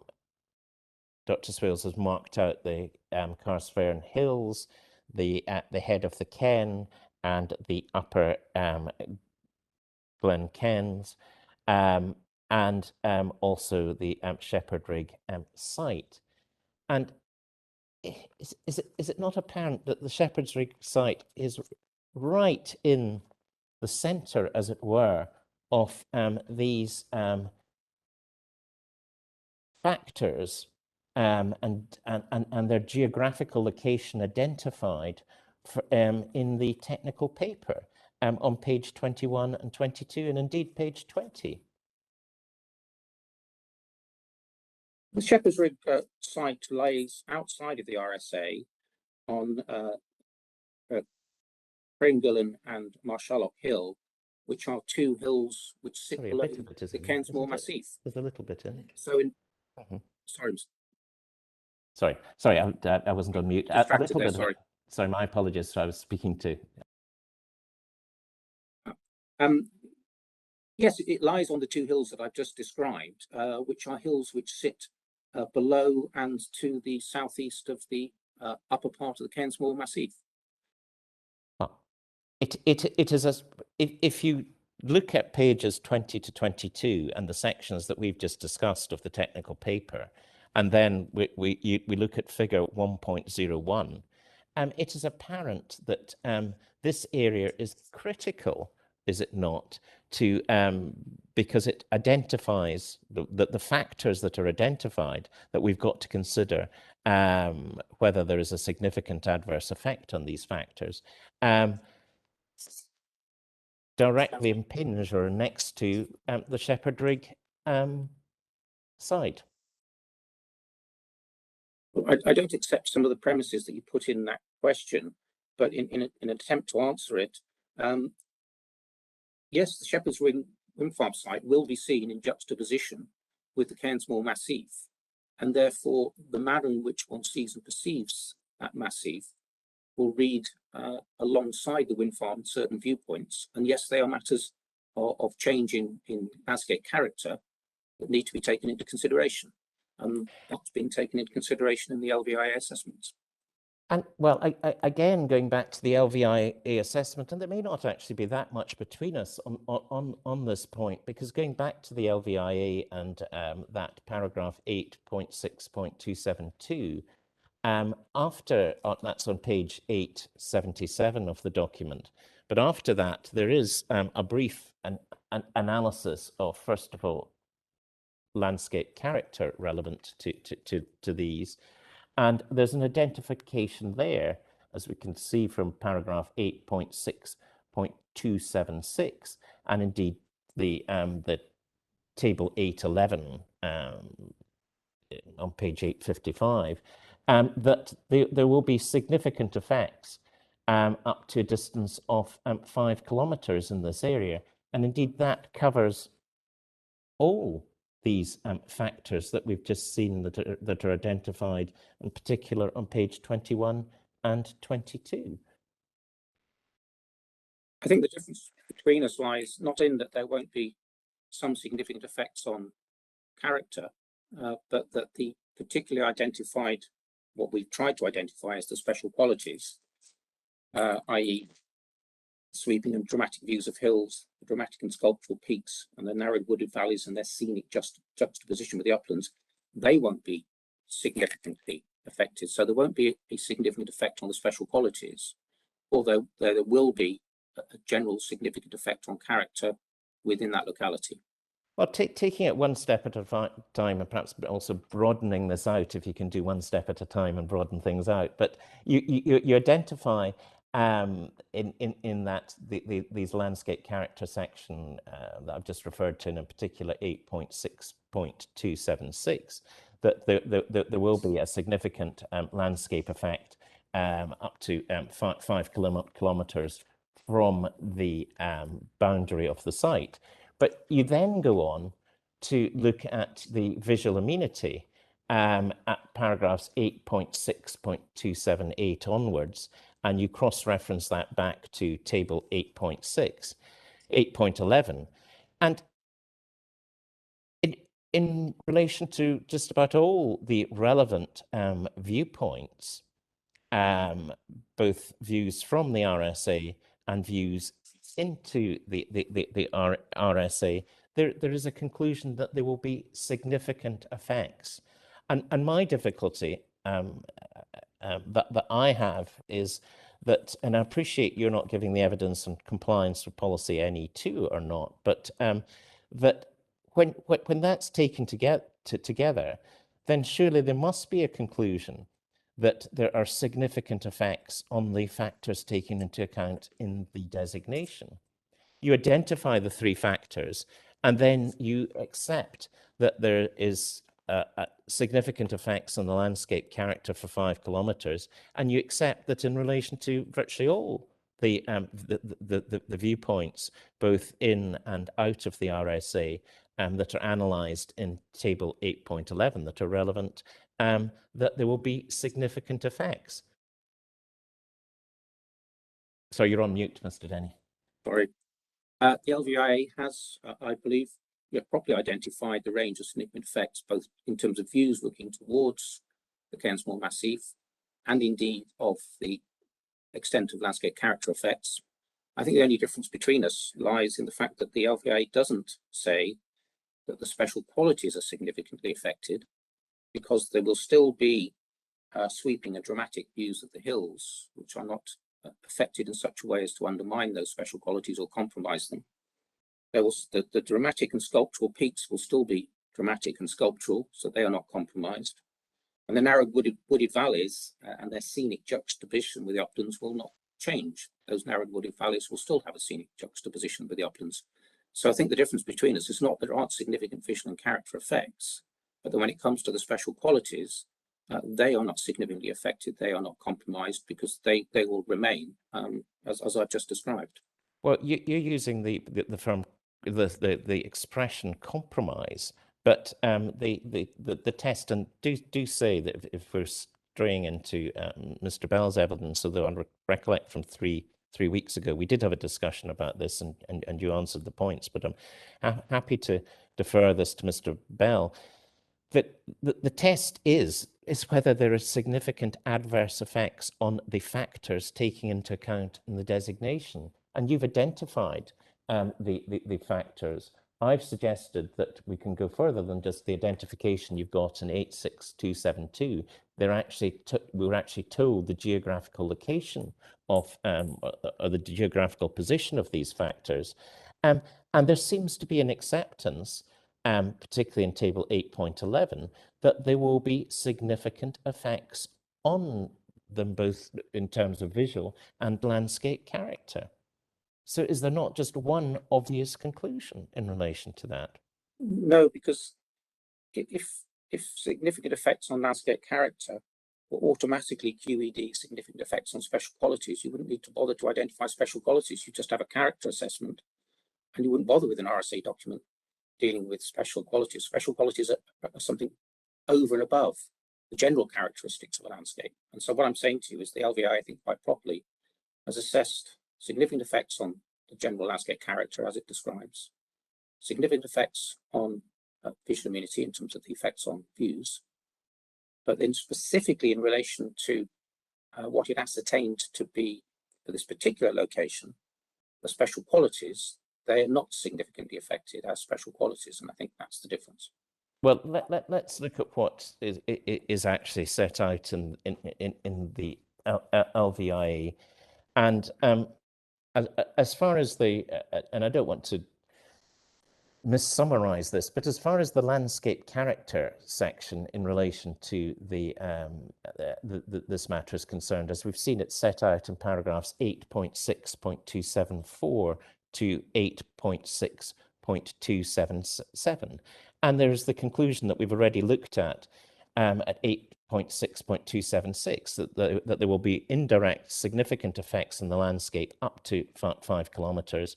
And you correctly set out where these areas will, what it will cover. And then you say beyond that 5 kilometers, the effects on the landscape character will go below significant.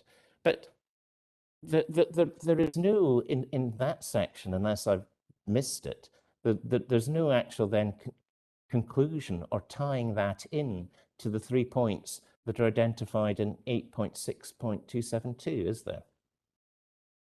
I think we're sort of going around in circles here, but in the LVIA, page 78, 86282, it concludes in relation to the RSA, the proposed turbines will not affect an appreciation of the dramatic and sculptural peaks within the designated landscape. In the following paragraph at 86283, it says, there will also remain sweeping and dramatic views of the hills, both from within and towards the RSA, and it will not take away the appreciation of the Rins of Kells ridgeline and the distant views. And then in the final paragraph on that page at 8.6284, it says the scenic juxtaposition between the narrow wooded valleys and the water of the Ken and the surrounding upland landscapes will also remain to be appreciated.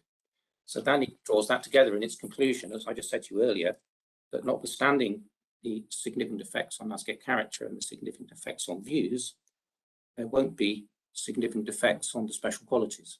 But I'm doing it one stage at a time. As far as the landscape character section is concerned, there's no conclusion. That's in relation to visual amenity, is it not? The character section is in relation to landscape character, which amenity is separate. And there's no conclusion in relation to landscape character other than saying that there will be significant effects up to 5 kilometres. Yes. Yeah, so there's no conclusion of tying that. The question that I asked you, or I thought I asked you, and I accept that maybe it was quite a long question, but to put it bluntly, there's no conclusion in relation to paragraph 8.6.274 to 8.6.277, tying what's set out there into the 8.6.272 and the 3 factors, is there? No, although the character assessment deals specifically with the RSA and the RSA because that starts at the beginning of the assessment on landscape character. You're absolutely right there, Mr. Denny. And these sections are the bit dealing with landscape character in relation to the 3 points on 272. But there's no actual conclusion in relation to these other than the conclusion that there will be significant effects up to 5 kilometres, which of course will affect all of these 3 points. But there's no analysis and no conclusion in that section on landscape character, is there? Well, there is. The summary is, whilst it's acknowledged there'll be some localised significant effects on landscape character, is a conclusion. And it goes on in that same concluding paragraph.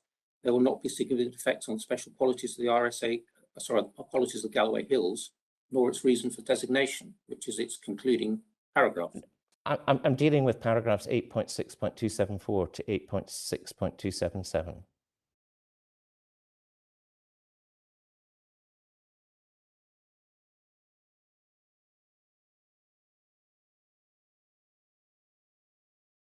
Sorry, you're on mute again. That specific conclusion is not drawn in relation to those 2 paragraphs, no. 4 paragraphs. Sorry, 4 paragraphs. Yes.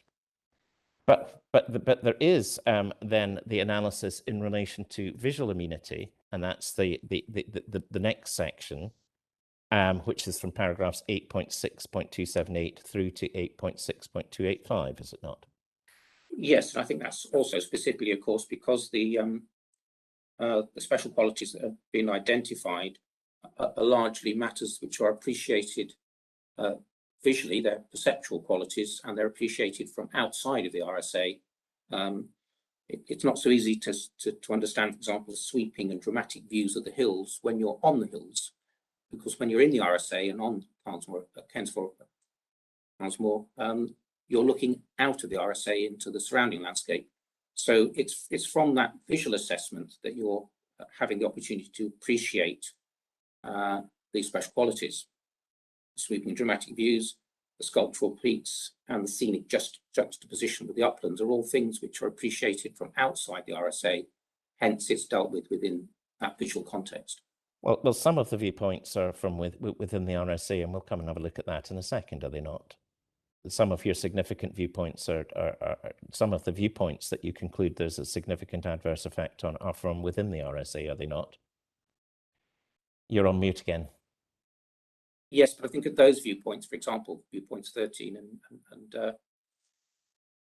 viewpoints 14, there your views are out of and away from the RSA, whereas at the majority of the viewpoints where you'd appreciate those named special qualities, you need to be standing back outside the RSA looking towards it to gain the proper appreciation of what those special qualities are intended to be.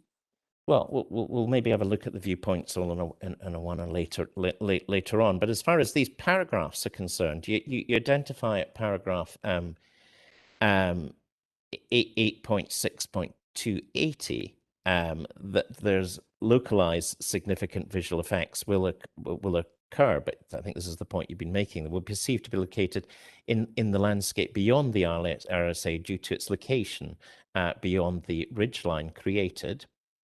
And then you suggest that it will be seen set down in the landscape below the horizon created by Kearsmore of Carsfern. But then you go on at 8.6.281 to say there will also be some localized significant visual effects experienced from locations outside the RSA. So are these dealing with ones from within the RSA before, and then you're going on to the ones outside?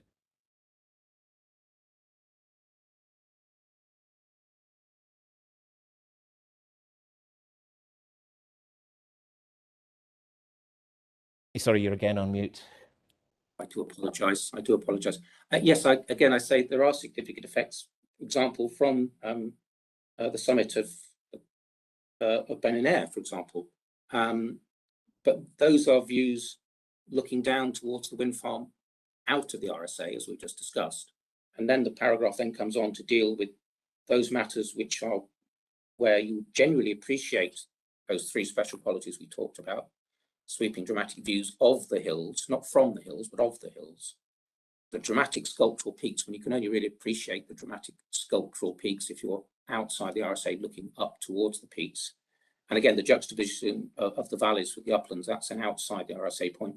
So then the LVIA comes on to deal with those points, having accepted that there are some significant impacts on views within the RSA, but the context of those two things is different. But there's an acceptance in 8.6.2.82 that there will be significant effects, but there is then the conclusion that that it will not affect the appreciation of them. But again, is the test not whether there's significant effects rather than the appreciation? I mean, in one way, I mean, the Cairnsmore and Carsfairn and the Carsfairn Hills are large structured, large hills, a large hill line. It would be very difficult for a development to exclude seeing them. It would have to be a very large development for that. But that's not the test in terms of the policy. It's whether there will be significant effects on the special qualities. Well, first of all, as you know, I'm not dealing with the policy tests, but notwithstanding that, we're back to where we were before. The LVIA is clear that it does not believe that there are significant effects on the special qualities, and it separates out and differentiates between the significant effects on views from locations within the RSA, but where those views are changes seen outside of the RSA. Say, example, that view from Air. It's clear what it means about its impacts on character and the significant effects on character. And it's clear when it's talking about the three special qualities and how they may be affected, and differentiates between impacts on the special qualities and those other impacts. Well, you in 6.282, 8.6.282 refer to the two viewpoints, viewpoint 21, and I suppose that's a viewpoint which is over 12 kilometers away. But the nearer viewpoint, viewpoint 3, in the table it's identified that there will be a significant effect on that viewpoint, just as, and hopefully to take this reasonably short, in relation to paragraphs 8.6.283 and 8.6.284, you refer to viewpoints 11 and viewpoint 6. But again, in your own analysis, there's an acceptance, is there not, that there will be significant effects on these viewpoints? Yes, as I keep being at pains to say, the LVIA is clear where it's talking about a significant visual effect, but a significant visual effect does not automatically translate into a significant effect on the special qualities, because that's another level of analysis beyond merely, because a significant effect on a view is a degree of change in that view based on a combination of sensitivity and magnitude. An effect on a special quality needs to be a separate assessment beyond that effect of a change in the view. So there's a significant change in the view, but does that significant change in the view relate or turn itself into a significant effect on the special quality? So you need to make a separate set of judgments, and that's what the LVIA has done. And I suppose just, and we can all go and look at these in due course, but from the views within the RSA, we can see from, well, viewpoints 9, 12, at 19, 15, 22, they are all within the RSA. Their views looking from within, and we can see from 1, 2, 4, 5, 9 and 11. 9 and 11 are on the border of the RSA, are they not? But the 1, 2, 4, 5 are views from out with. Yes, clearly, I'll say it again, the LVIA has identified where there are significant effects on views. For example, if you were wanting to see the sweeping and dramatic views of the hills, you'd first of all have to ask yourself, well, would you choose one of these locations to see sweeping and dramatic? Because the hills are not sweeping and dramatic in all views. Those special qualities occur more strongly in some locations than others. So I'm saying to you, there's a difference between a significant visual effect and then whether that significant visual effect transposes in to a significant effect on the special qualities, because you need to look at the location and context of the view and whether at the point that you're having that view, is there a significant effect, for example, on the dramatic and sculptural peaks? Well, it may be that there's a significant change in the view, but it is not significant in terms of your appreciation of the dramatic and sculptural peaks from a given location. Well, if we turn on just on that point to going back to Dr. Swale's analysis and CD12.1. And Mr. Armstrong, yeah.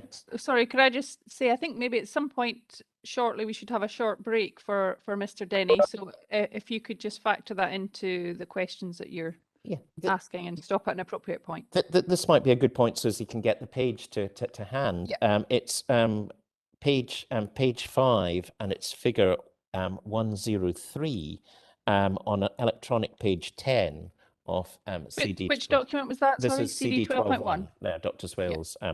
And it's page 5, figure 103. I will then be going on to figure 104 and then on to figures 201, 202 and 203, which are on electronic pages 24, 25 and 26. So it's figure 1.03, page 5, electronic page 10, figure 1.04, which is on electronic page 11, and figure 105, which is on electronic page 15, and then the figures 2.01, 2 and 3, which are electronic pages 24, 25 and 26. Okay. Right, Okay. I've got that. Would that be an okay moment then to just have a 5-minute break? I think that'd be a perfect time. Yes, ma'am. Is that okay, Mr. Denny? Right, so That's we'll fine, come thank back. you. Perhaps we come back just at 12:05. Okay. Thank you. You just mute. Yeah, I'm have to rejoin.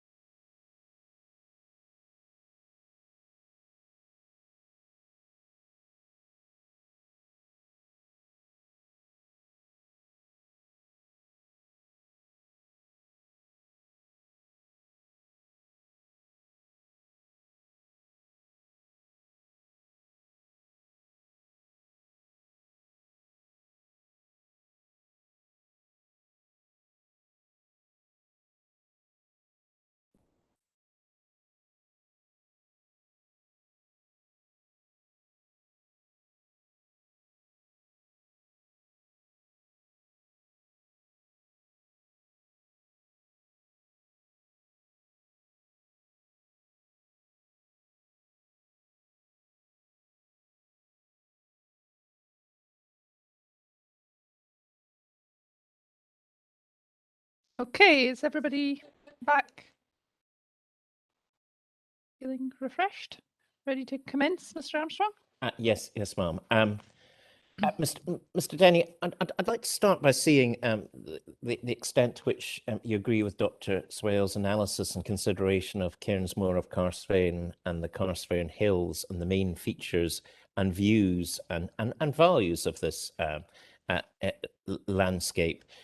And hopefully we can take this relatively short, but if we start by looking at that figure that I indicated to you just before, or the figures that I indicated to you just before our little break, and starting with figure 1.03, where Dr. Swales there has identified key viewpoints both on the Carsfairn Hills and also viewpoints to them, and also set out routes used for recreation and the key views on them. And first of all, would you agree generally that these show that there are the key views in relation to looking to them and looking from the Carsfairn Hills in this area? Yes, if you're meaning by key views, the main other upland hills from which views towards the massif are visible, then yes, she has identified the main upland views, as indeed has the LVIA, because they're viewpoints within the LVIA. If you're saying, well, has she sketched onto those the main walking route to those viewpoints, then she has. I mean, take those off the Ordnance Survey map, they are the way in which you would walk to those routes. And then has she identified the direction of view from those upland hills from which you can see various features in the landscape, including the Carsfairn Hills? Then yes, she has done that as well. Just to be correct, though, that some of these views are well, there's a number of these views which are not viewpoints that are identified in the LVIA. Some of them are points along a route. That's true. Yeah. Okay. And would you agree that in relation to most of these views, we've heard your evidence that there will be a significant effect, but would you also agree that that the proposal will, in relation to most of them, detract from the views of the ones looking from Carsfairn Hills, and in turn the views looking from the Carsfairn Hills south towards this site? Because that's one of the considerations, is it not in relation to the SNH guidance, and you don't need to go to that, but it sets out the extent that that a development will detract from important views. All the assessments in the LVIA are considered to be adverse, or if you take adverse as detractors, because that's the way it works with the landscape visual impact assessment. It gives you the degrees of change, whether that change is moderate, minor, or substantial, and it's always accepted that that degree of change is adverse. But there's a wealth of difference between a degree of change and an unacceptable effect, of course. And I suppose, again, just to put some of these in context, if we turn on to that next figure that I mentioned, figure 1.04, that shows the sort of key recreational routes, and I think we're in agreement on these routes all being relevant. Are we? Well, it shows a number of the paths within the landscape and some of the minor roads. I mean, majority on that figure are in fact minor roads and or paths associated close to minor roads, with a number of, with some sections of the Southern Upland Way marked in red. Yes. Good. Not all of the Southern Upland Way, but those parts of the Southern Upland Way which are where there are partial or some views towards the wind farm. And then turning to the more specifics in relation to Cairnsmore of Carsfairn, we can see from the sketches figures 2.01 and figures 2.02, that's electronic page 24 and 25. And perhaps taking this in a one-er and the contrasting aspects, figure 2.03 on page 26 as well. So some of the key aspects and main features of Cairnsmore of Carrsfern, and the identification on figure 2.03 that it's obviously the south-facing slopes that are the more dramatic. And again, I take it you've got no disagreement with any of what's set out in these figures. Well, I mean, they're artist's impression, but in terms of what you just put to me, no, I don't have a disagreement on the basis that it's in line with what I said to you earlier, where you appreciate those special qualities, i.e., you know, the sculptural forms, etc. It depends on where you are in the landscape. So, you know, you put to me that was a significant effect from viewpoint 22, and I put it back to you that would be a location which you want to appreciate the special qualities, for example. So the mere fact there was a significant change in the view didn't necessarily mean there was harm to the special qualities. But yes, I agree with you. Where you appreciate the forms of the hills best are from the landscape to the southeast, looking northwest towards the hills. Yeah, and I think that's been, you know, that has been recognised by other Scottish ministers, reporters, and the Scottish ministers. I'm thinking of the Windy Standard decision, which identifies that the south-facing slopes are the important slopes as far as looking at the dramatic nature of the Carrsfern Hills. I think the references, we don't need to go there, it's CD 925, paragraph 3.65, but it sounds as though you're agreeing with Dr. Swale's conclusions set out in figure 2.03. So you're on mute again. Yes, I mean, from my own knowledge of this landscape, and I, for example, I've walked the whole of the Southern Upland Way from St John's Tower down right to Sanquhar and back again. It is in that section, as I said to you earlier, from looking towards the hills from the east and southeast, and in some extent when you get up towards Ben Bracken, slightly higher up towards the ridge above Sanquhar, then looking back from the northeast.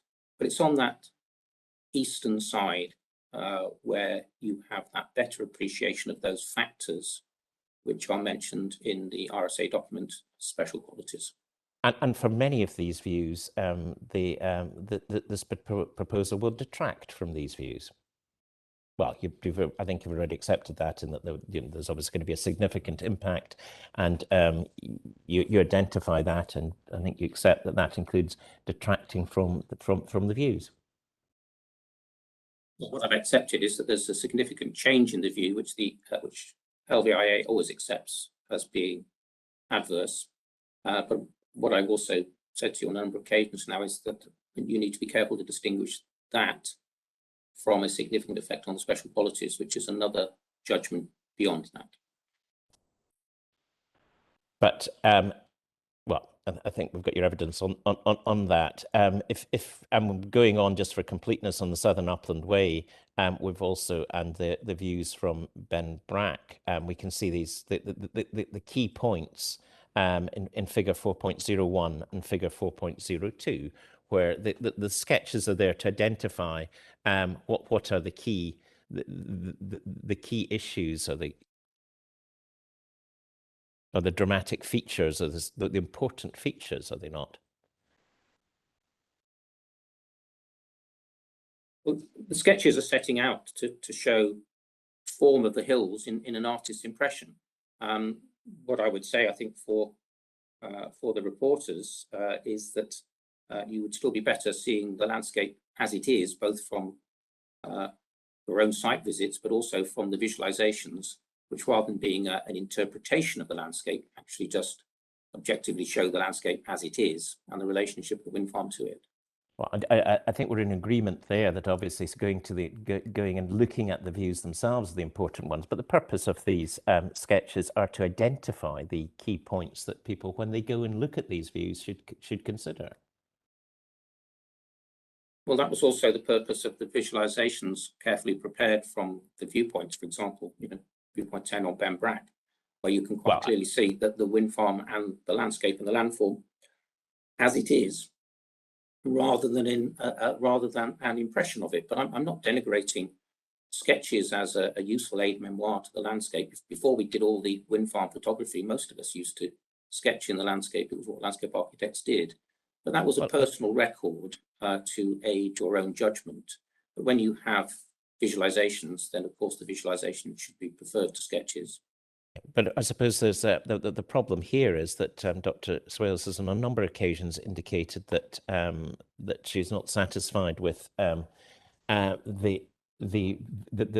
viewpoints and that the LVIA identifies and considers, and that in particular that there should be more sequential assessments of, as she's set out here, in relation to the routes of the Southern Upland Way, and in relation to the other view routes and approaches in relation to Guthrie Glen in figure 4.03, and the views from the B729 and the descent from Guthrie Glen. And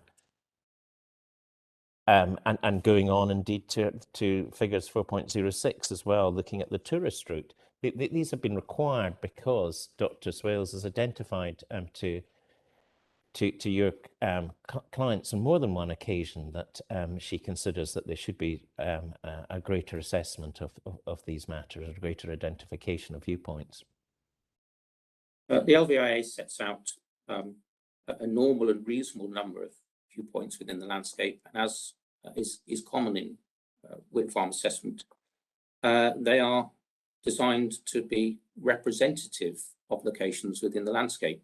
You don't need to produce a visualization for every view that lies within a landscape. If that was the case, then wind farm assessments would have hundreds upon hundreds of visualizations. They're there to represent a range of views that enable the assessor to interpret those and to aid the assessment on the remainder of the landscape. That's common practice. That's done for all wind farms, and that's no different here. So the range and choice of viewpoints was more than enough and sufficiently representative for the LVIA to properly be able to come to its judgments on the remainder of the landscape. Well, that's a dispute that Dr. Swales doesn't accept. Your position on that, and no doubt Mr. Trunick will be asking her questions on that. I don't want to take up too much time in our assessment on that matter, but would you accept, as far as views from the northeast, east, southeast, and south, that we've looked at and seen in these sketches, that the scheme will be seen immediately backdropped by Cairnsmoor off Carsfairn? And from all the orientations, the turbines would be seen either foregrounding the Carsfairn Hill or the Carsfairn Hills, or detracting from the other Galloway Hills. In all those views where the turbines can be seen, and they're seen in juxtaposition with the massif, they sit below and in the foreground of those views. They do not obscure the views. They do not sit between the observer and the upland hills. Hence my point that those things which are important or identified important on page 20 of the RSA document would not be undermined or compromised by the location of the wind farm in that landscape.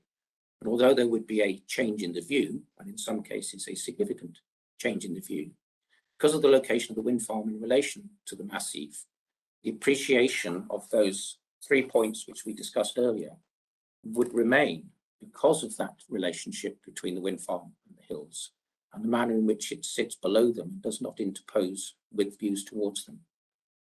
Well, we'll look at some of the views in due course later on and see the extent whether they sit below or not. But that ultimately, I suppose, is a judgment for firstly the reporters and then ultimately the Scottish ministers, the extent to which they either sit below. But as far as your evidence is concerned, you do accept that the scheme would detract from many of these views. You're on mute again. I've accepted on several occasions that where there is a significant view, that will be a change in that view, either a moderate magnitude or moderate major magnitude, and the LVIA always accepts that is adverse. Right. Look, let's go on now then to consider again. We're not moving totally away from the RSA, but consider the guidance, the other guidance, and in particular the DGW LCS. But perhaps just before going on to that, and maybe almost as an introduction to it, can we have a look at the Longburn decision briefly? That's, I think, CD 940. And perhaps, again, whilst we've got Dr. Swale's document out in front of us, she helpfully sets out where the Longburn proposal was. If we turn on to figure 5.01, which deals with wind farm pattern, which is on electronic page 75 of CD 12.1, paper page 70. That's figure 5.01, wind farm pattern. And we can see where Could you just pause for a minute, please, yes. Mr. Armstrong? I'm just trying to find that. What page was it? It's electronic page 75, paper page 70, and it's figure 5.01 okay. of 12.1. Okay, thank you. It's the one that's got the blue and the red marked turbines on it.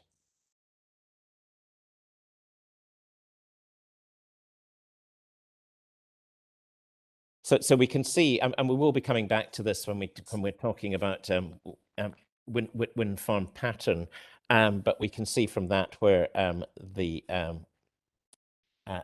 Longburn site was, or at least where the turbines were. It strips astride Stromfrag Craig. Yeah. And I suppose turning to that decision, it helpfully puts in context, does it not? Sorry, are you familiar with this one? I don't think it was one that you gave evidence at, was it? Not if you're referring to our discussions at Sanka, then no, we didn't. No, the long. And I wasn't the witness in relation to this. No, I didn't think so. But it's perhaps a helpful document just to put a number of things in context, I suppose. It's from a policy viewpoint, and I appreciate you're not dealing with that. At paragraphs 10 and 11, it puts the study in context. And again, I don't think there was any disagreement, certainly from our last discussion on this study, that you accept that the study is obviously a relevant consideration in relation to site selection, assessing the extent that a landscape can accommodate development without significant impacts occurring, advice on how vulnerable a landscape is to change, and telling us a bit about the landscape character and the relevant constraints in relation to the landscape character areas. I think you agreed these are all relevant. That's all relevant. They set out in the DGWLS. Yes, through a discussion of many of those factors, it sets out relative sensitivity, and therefore that relative sensitivity is helpful to developers and others in looking for site selection. In this case, of course, 19A would be one of those areas which the document would guide you towards if you were looking at that hierarchy of relative sensitivity. Yeah, and in this Longburn case, we can see, again, putting this in context of the ultimate decision at paragraph 22 of that, it identifies that the LVA anticipated a small-scale change in relation to the Carlsfjord unit.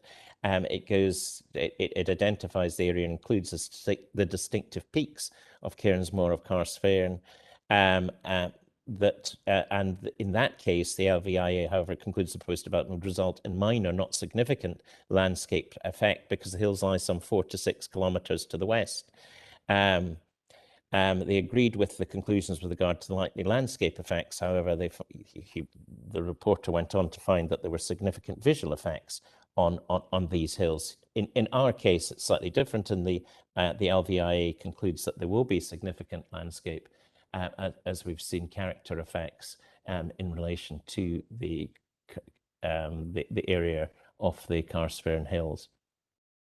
So that's one difference. A cautious yes, because you got a bit muddled in the middle of your question there, because remember, this is talking about views from these hills to Longburn.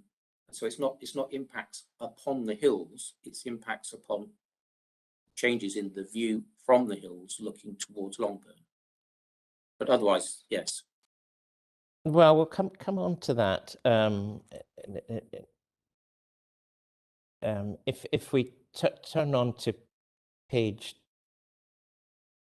paragraph 25, there's mention there that the wind turbines development should be cited, referring to the capacity study, should be cited to avoid impacts on the site and setting of significant, and so that's dealing with archaeological sites, but it then goes on to look at visual impacts at paragraphs 27 onwards. And in relation to the Galloway Hills Regional Scenic Area at paragraph 35, it condenses what's set out in paragraphs 27 to 34 and looks at the effects and concludes that the adverse effects from the B729 also represents the views of the Galloway Hills RSA obtained from the east. And then there's reference to the technical papers we've just discussed, and there's agreements in relation to the what are the important factors to take into account, as they're not there in paragraphs 35 through to 38. Yes, and indeed it bears out what I was saying to you earlier about views to the hills from the surrounding landscape and why the LVIA dealt with those impacts on the special qualities, particularly in relation to the visual amenity section, because it says here at paragraph 35 that you took me to, in relation to the sculptural peaks, it advises that the potential impact on these hills, where they are visible from the surrounding valleys, should be considered. So yes, it's full square with what the LVIA has done. Yeah, and well, we can also see on paragraphs 36 and 37 that looking at the various vantage points, that there's a conclusion that they found that proposed turbines were visible in the foreground of the RSA hills and would interfere with the distinctive profile of Cairnsmore of Karlsfjärden, and that there was a conclusion that they find the localized impacts of this particular aspect of the RSA are greater than described in that case in the LVIA. Yes, and I can understand that, because, for example, as you come down either the Southern Upland Way or you walk on some of the other paths across Stromfag and Craig, you will walk through, or you would have walked through Longburn wind farm. So the big difference between it and Shepherd's Rig is that, yes, there would have been quite a number of viewpoints, which is what this reporter's decision is alluding to, in which the turbines would have sat full square between you and the views of the dramatic peaks. So a very different visual relationship because of its different location in the landscape. Well, we'll come on to consider that, but because in paragraph 42, there's again just identified there's a discussion about the outlook from the Southern Upland Way, and that the proposal would have significant adverse visual effects on the distinctive skyline of Cairnsmore of Karlsfjärden and the adjacent hills. And then there's an overall conclusion at paragraph 55 in relation to the LCT 19 and 19A, after considering the DGWLCS, that the proposed development also has the potential to change the pattern of wind farm in the wider landscape, whereby wind turbines will become a dominant and visible feature in the more accessible and settled valleys. And that there would be an effect on the RSA. Again, a lot of similarities, they're not, with this proposal. No, quite the contrary. You need to walk down the Southern Upland Way, imagine yourself walking towards and through Longburn to see the very substantial difference. For example, the paragraph you took me to, paragraph 42, says, importantly, the proposed development would have a significant adverse visual effect on the distinctive skyline of Kensmore or Cars Fen. That's because as you come down the southern upland way, as I said to you in my answer earlier, the turbines would interpose themselves between you and that skyline and your appreciation of it. That doesn't occur with Shepherd's Rig. Shepherd's Rig is set down and further to the west. And so as you come down the southern upland way in those points that the reporter would be dealing with there, you would still see that distinctive skyline separate from Shepherd's Rig. Well, we'll come on and look at the visuals towards the end of our discussion and see the extent that we're looking down and looking up or how it affects.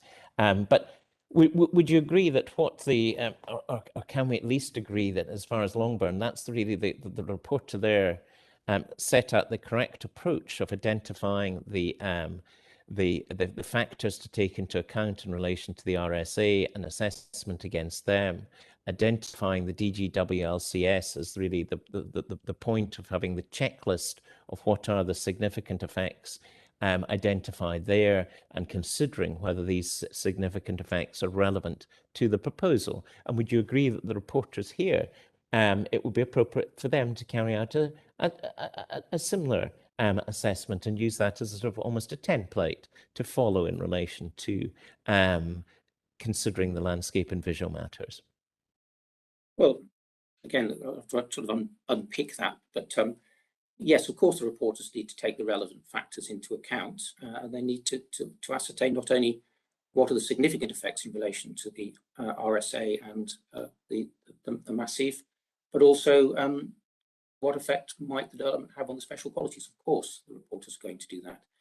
Right. But in terms of taking too much from the Longburn decision, you can only take a general approach from it because the actuality of the effects of Longburn was specific to Longburn, and you can't, as you were sort of attempting to do to me, transpose those effects onto Shepherd's Rig because they're distinctively different schemes in different parts of the landscape and viewed from different locations in different ways. Well, I was identifying the issues that the reporter took into account there, and I think you're agreeing that they're the same issues or relevant issues that the reporter should take into account here. Well, yes, as I said, the reporter will take into account the significant visual effects, the significant character effects, and whether or not there are any significant effects on the special qualities. Of course, the reporters will do all three of those things. I think the LVIA sets out its assessment of those matters, and I would commend those to the reporters. Well, let's turn to the DGWLCS because there's not really a great discussion in the LVIA of this document, is there?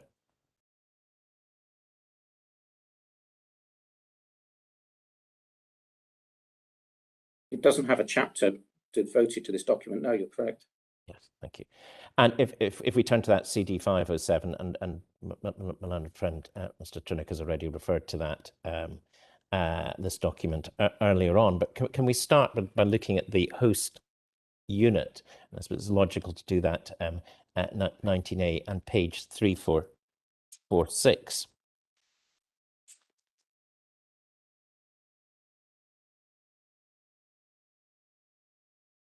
And again, hopefully we can take this reasonably quickly because I'm sure we're all familiar with this this document, and you've been referred to parts of it, but this morning in examination in chief, and obviously 25.1 sets out the relevant unit for our purposes. 10, and we were referred to page 347, but in relation to 348. You were referred to parts of the actual assessment, but just to be clear, would you agree that it's important to read all of these parts in context? And I suppose the description and summary that's set out in 25.2 is helpful. In particular, that identifies that the Ken unit compared to other units in the 19A is more intercut by valleys and features a number of small-scale local landscapes and dramatic corries in the head of glens, and the Ken unit has a higher sensitivity, however, due to the presence of the Southern Upland Way and a network of coal paths and promoted heritage trails. which I suppose you would expect in this area. I think you're still on mute. I was not on mute, so I just muted myself. I apologise. Yes, as a generalisation across the Ken unit, then those factors do occur. They don't all occur in the same place or to the same extent, but they do occur at some points within the Ken unit as a whole, and therefore for the Ken unit as a whole, they would have that impact on its ability to accommodate or sensitivity, relative sensitivity to a wind farm.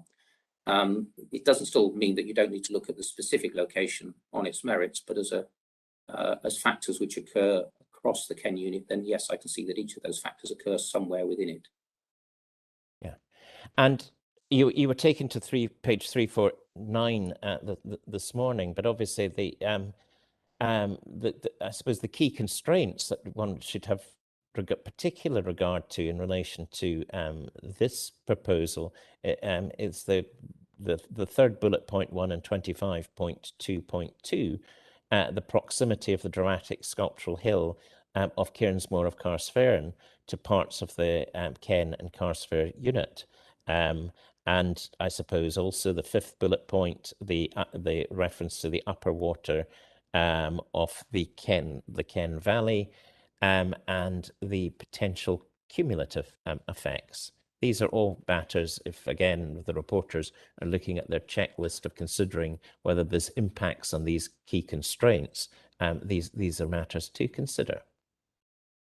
Yes, they are, but just as the last time you and I discussed this, you took me to the key constraints, but you didn't take me to the opportunities. You need to not only consider the key constraints and then the specifics of where they occur in the landscape, because I said to you earlier, all those constraints don't occur all in one place or to the same degree. So you need to look at the specifics of an individual site in relation to them. And you also need to balance that against the opportunities. And the opportunities section here says the expansive scale of this character type and its predominantly simple, gentle rolling landform is an opportunity. The sparsely settled nature of the character type, and particularly the extensive commercially managed forestry, which covers the majority of the character type, which precludes a strong sense of wildness. So yes, I would say that you would need to balance both the constraints and the opportunities in relation to the specific location of development. And I suppose in relation to constraints, there's actually specific geographic reference to obviously areas that are directly relevant and to this application, in particular Cairnsmore of Carrsfairn and the upper water of the Ken Valley. For example, the first point you took me to, bullet point 1, the arc of hills, which includes Ben Brack, Cairn and Ben Black Craig, that says they form a key focus. Well, that's a focus in views, and of course those views are away from the Shepherd's Rig wind farm, for example. So that's just my caveat, as you need to look at these constraints, but you need to look at them in the way in which they relate to this landscape unit as a whole, and they don't all occur to the same degree, or indeed at all, across the whole of the landscape unit, but they may occur in parts of it to some degree or fully. Yes, well, I suppose we get sort of more geographical assistance about constraints and landscape context if we turn on to page 353, when we look at the landscape context, which identifies the narrow wooded river valleys, 4 of the Ken, and then identifies the dramatic sculptural hill of Cairnsmore of Carrsfairn within the Southern Uplands 19, and its location. And then there's the identification in relation to the assessment on large turbines, 80 to 150 meters, that this topology could, however, impact in the setting and key views to and from Cairnsmore of Carrsfairn of the Ken units. So there's the identification there straight away in the guidance of concerns in relation to the Cairnsmore of Carrsfairn and the effect on the other landscape character units around it. And this follows on when we look at the following pages and not in relation to page 354, where again, there's, with regard to views and visibility, there's it's the specific reference to the summit and ridge of Cairnsmore of Carrsfairn, and in relation to the assessment in relation to large turbines, There's reference to the hills bordering the glens or valleys, highly sensitive, and the topology would be visible from elevated views on popular hill summits, including Cairnsmore of Carrsfern. So these are obviously matters that are identified and highlighted in this document, and they're not. That guidance is not considered or assessed, these points in the LVIA, is it? Does, for example, the views from hills are all within the LVIA. Those very views that you just read out to me are all taken into account, and indeed we agreed some considerable time ago that it had said there would be a significant effect on the views out from those hills.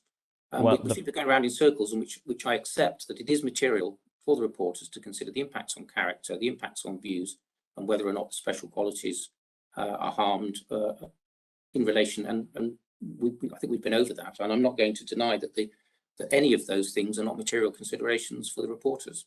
Well, my point is, or my point was in the last question, that they're not the guidance, this guidance and these points on these pages, and indeed over the page in relation to landscape values, where it's identified the dramatic sculptural form of Cairnsmore of Carrsfern. This guidance is not, or these passages are not identified in the LVIA or analysed, and there's no analysis of whether they're correct or whether they're relevant to the assessment of this proposal. But you are accepting today that obviously these passages are relevant. Well, this document is based on the character assessment, and many of these things flow through from the character assessment. The LVIA bases its character assessment not only on knowing what was said in this document, but on the character assessment. So all of these matters that you're putting to me are all taken into account, either through impact on character, impact on visual amenity, or analysis of the special qualities. Well, where are they, for example, on page 355, where it talks about the landscape value and the value of Cairnsmore of Carrsfern as a landmark hill and the Carrsfern Hills? Where is that value discussed or identified even in the LVIA?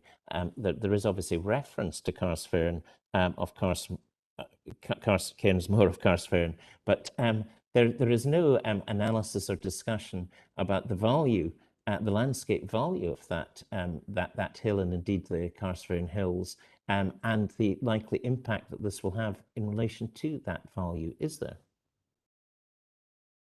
I think you're again on mute. Sensitivity is a function of value and susceptibility. For almost all of the viewpoints and for the analysis within the character assessment, high sensitivity has been used. So you're not losing anything in the LVIA, because the LVIA, taking into account value and susceptibility, has come to the judgments of high sensitivity. So whichever way you cut it, the LVIA has still appropriately come to the decision of the correct sensitivity in relation to viewpoints and character, and carried that through into the assessment. But would you agree that there's no actual discussion in the LVIA or identification of the value of, in particular, Cairnsmore of Carrsfern, the Carrsfern Hills, and the surrounding area? It's included in the judgments in relation to either the sensitivity in terms of character or the sensitivity in terms of viewpoint locations. But there's no discussion of that or identification of that, is there? It doesn't directly reference back to a phrase in this document and analyse that phrase, no. Well, it goes further than that. There's no actual discussion as to value, is there, of this specifically within the LVIA? You're on mute again. The LVIA does not specifically have an analysis of the value of this hill. Thank you very much. It does deal with the appropriate level of value and susceptibility by looking at the character and characteristics of the landscape as a whole, including Carrsford Massif, and judging value and susceptibility to come to decisions on sensitivity.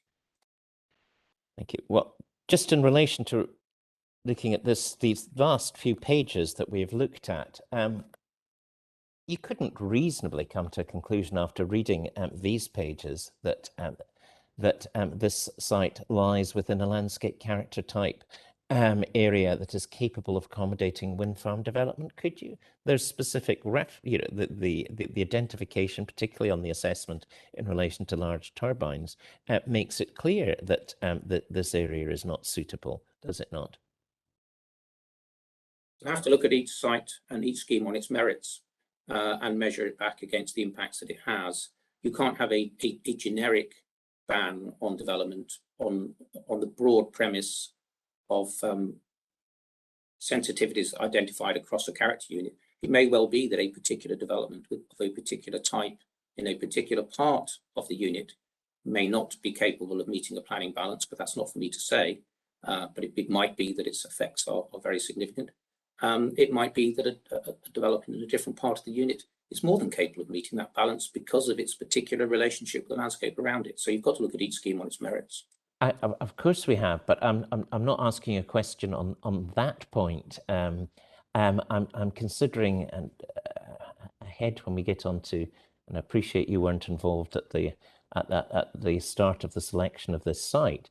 But if you read these 5 pages, this is before you went on to doing any analysis or any detailed analysis in relation to this this site and its effects. But if you were relying solely to start off with on the DGW LCS and looking at this chapter and the pages that we have identified and the passages we've identified, it wouldn't be a conclusion that you would come to that after reading this, the site lies within an area that is capable of accommodating wind farm development, particularly having regard to the specific geographical advice and concerns identified in relation to large turbines and their effect on landscape value. That wouldn't be something that springs out from these pages, is it? Well, I'm not sure what you're putting to me is correct. I suppose in my evidence in chief, I accepted that, albeit that this is the character area of Dumfries and Galloway with the greater capacity to accommodate a wind farm, there are still challenges to be overcome in terms of siting and design because of the nature and the characteristics of the landscape. But it's not the case that I, as a landscape architect, can look at a site and say, that's not acceptable. Acceptability is for the planning balance. What I need to look at is what are the landscape and visual effects so they can be carried forward into that planning balance. And it may well be, because I know that the need and the weight given to renewable energy changes over time and will change again as we move forward. But that yesterday's unacceptable site could be tomorrow's acceptable. So those judgments are not for me. It is for me to report on the significant effects in landscape and visual terms. It's also the case that you wouldn't look at this document and rule out a site purely on the basis of there were some landscape and visual matters which needed to be overcome or balanced with a scheme or taken into consideration in the design of the scheme. Because as I said earlier, there are a whole host of factors that need to be taken into consideration in choosing a location for a wind farm. And it may be when looked at as a whole, the decision might be that it is appropriate, even though there may be some landscape and visual challenges along the way. I'm not asking you about that. I'm asking about, and we'll come on to look at the actual section of the environmental statement, which is dealing with site selection. And there's a conclusion there that the site lies within a landscape character type area that is capable of accommodating wind farm development. And all I'm asking you is that if you'd read, as a landscape architect, if you'd read the last 5 pages, the pages that we've just been looking at, that wouldn't be a conclusion that jumps out at you, is it? I would say that it's a landscape in which certain factors have been highlighted, which may be a constraint to development in terms of scale, form, height, and a number of other matters. And yes, it points to you things which will definitely need to be taken into consideration if a site is to be capable of appropriately accommodating a wind farm. It's not saying to you, here's a site with no issues for you to consider. It's saying, here's a location which has quite a number of issues that you will need to consider were you to be siting a wind farm in this location. And I think that's an approach that the design team were well aware of when this particular wind farm was designed. And there'll be reasons why it's of the scale it is, and of the number of turbines it is, and also where it's located in relation to views towards to the Carsmore Massif, for example.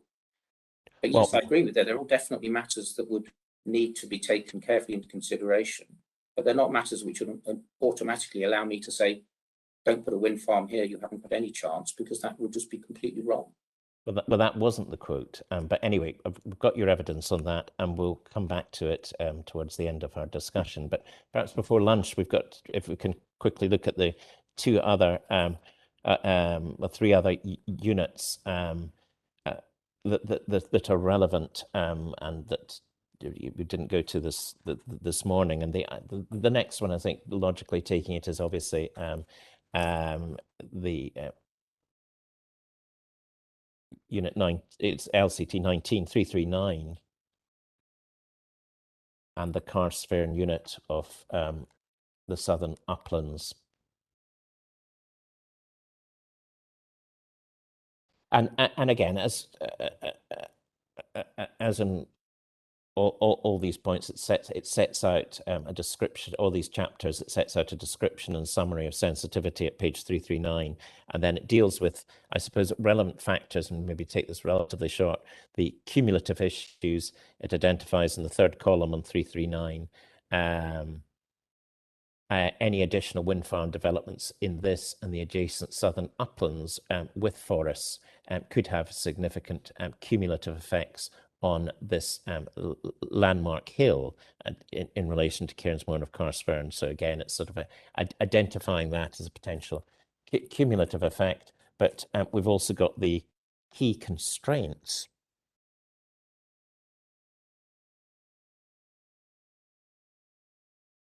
And I suppose at 24.43, 340, would you agree that clearly a critical one here is in relation to the second column, the second bullet point, the important contribution that these sculpture and open uplands make to wider scenic quality, particular forming dramatic backdrops to the well-settled vales or recognised in the RSA designations that cover the majority of these uplands.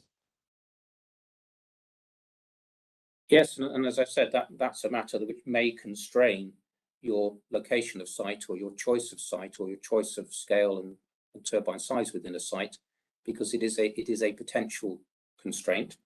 I fully agree, and that's something that one would take into consideration, and has been taken into consideration here. And it's all, again, seen in the context of this cross-referencing back to the 19A unit at the bottom of the third column, 25 guidance on development, and that last paragraph, that the landscape is sensitive to indirect effects of wind farm developments sited in nearby landscapes. So again, the warning bells are set out there and over the page on page 341, and indeed in the more detailed topic and summary descriptions, where there is cross references back to the potential effects of development in relation to the Ken unit of 19A on page 344, in relation to landscape values, and the reference to assessment of large turbines. And so, as you would expect, there's the identification here of the dangers of developments in relation to the unit that we're concerned with, or yes, what it sets out for you is a sort of whole list, a shopping list of matters to take into consideration, which may constrain developments within these various units of the uplands. And it's not saying that there can be no development, or no scheme can come forward which will be acceptable in this area. It's merely saying here are a number of factors which may constrain development. I fully accept that. And it's clearly a matter that it's identifying key issues that are required to be considered and taken account of. And I suppose this, going on to the next LCT4, the Ken unit, we can see this on page 101, again, setting out the key constraints. Well, this would be the same for each of the units within the document, but it sets out a number of constraints and opportunities which may either benefit the location of a wind farm within these units, or may be matters that may constrain a form of development. Well, it also deals with the developments in adjoining units, because we can see that over the page at 102, and in particular the last paragraph that should be, you know, and what's set out there. I think I agree with you in large part, other than what I'm really saying is that this shopping list doesn't say what you can and can't have. It merely says these are the things that need to be considered, or that might be more sensitive about these landscapes or adjoining landscapes that may or may not constrain a particular development or a particular form of development, and need to be taken into consideration. Yes, but they're all, I suppose, the landscape that it's the proposal is situated in, and the adjoining landscapes, and all these units are identifying concerns, and this comes back to when we come on to looking at the strategic nature of this proposal. All the surrounding unit guidance is identifying concerns in relation to potential development and in relation to LCT 19A Ken unit, and how it will affect these landscape units. And we can see the same again, can we not, in relation to LCT 9, just for completeness and before lunch, on page 142.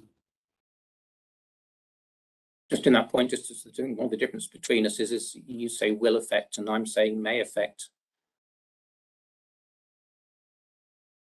Well, it's a constraint that's got to be considered, and we can see, yeah, we can see here, it's again identified 12 on page 142, 12.42 cumulative issues in relation to southern uplands with forests, 19A, and the key constraints. You can see the narrow sections of the Upper Glen Ken was the first one, and key views to the landmark hills of Cairnsmore of Carrsfern, and the RSA designation. And then over the page in 143, in that second column, there's tying this back into the Southern Uplands Forest 19A unit and landscape. On that, the landscape will be sensitive to wind farm development sited on in that area. So they're all identifying matters that must be considered and concerns. And again, coming back to that quote that I put to you earlier, by the time you've read the 19A and then looked at the other guidance, you wouldn't naturally come to the conclusion that this site lies within a landscape character type that is capable of accommodating wind farm development of this type, would you, through reading this guidance and this advice? I think you're again on mute. Apologies, because I'd forgotten to mute myself the last time. Reading this guidance, it's quite clear that there are quite a range of factors identified which may be a constraint to development within the area on specific sites of specific types of wind farm scale or size. And you wouldn't say, no, this is an easy landscape in which we can accommodate any development anywhere because it will just fit in 19A and there won't be any issues. Clearly, there are going to be issues. There have been issues for all of the wind farms which have been approved within 19A, for example. But what it does tell you is that, yes, you need to be careful about your choice of site, your choice of turbine size, the scale of development, the number of turbines, how they interact and are seen and perceived within the landscape in relation to a number of these factors. And I think all of that has been done within the LVIA and indeed through the design iteration process, ultimately leading to the identification of a number and range of significant effects, which, as I said in chief, I think have been fairly reported and therefore need to be carried forward into the planning balance. But I don't think you can read this document and say, well, we better walk away because quite clearly this document is saying no wind farms in Dumfries and Galloway. Because really, that's not what this document is doing and shouldn't be doing. Well, Mr. Denny, we're now going to go on to look at strategic pattern, and perhaps, Ma'am, this would be an appropriate time to break for lunch. Yeah, I was just going to say that sounds like a good point to stop. Thank you for all your questions and answers this morning. So we'll take an hour for lunch and we'll come back at 2 o'clock if you want to switch off your videos and and mute yourselves, but just leave everything running in the background. Okay, thank you.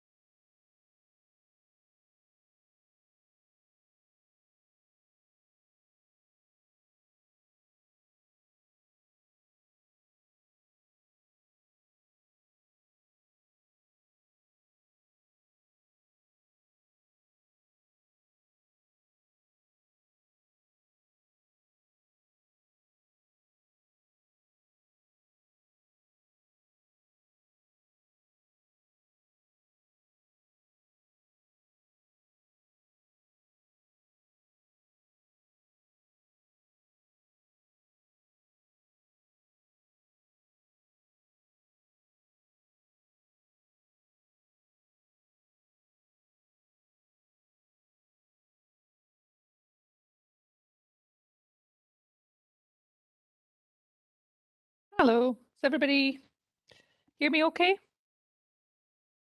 Yeah, great. Okay, well, I hope you've all had a good break and a nice lunch. Let's get started again. We do obviously have a fair amount to get through this afternoon, and as we said at the start, we were hoping to conclude to around 4 o'clock today, so if you can just bear that in mind. We'll try and have another break probably around about the 3 o'clock mark, if that sort of fits in with the questioning, but we'll just keep an eye on that as we go along. So back to you, Mr. Armstrong. I'm obliged. Ma'am, I should just say that Dr. Swear was having some difficulty getting into the site and has been in contact with, I think, Graham, and I think that is being dealt with, but I'm just teeing that up, that there seems to be an issue in relation to the invite. I don't think she was invited as she doesn't seem to be able to get in as a participant, but can get in as a viewer, but that restricts certain things. I think she's, yeah. I see her now. She thinks, I think that's, so I think that hopefully is resolved. I can't quite hear you, Janet. You're muted. Oh, sorry.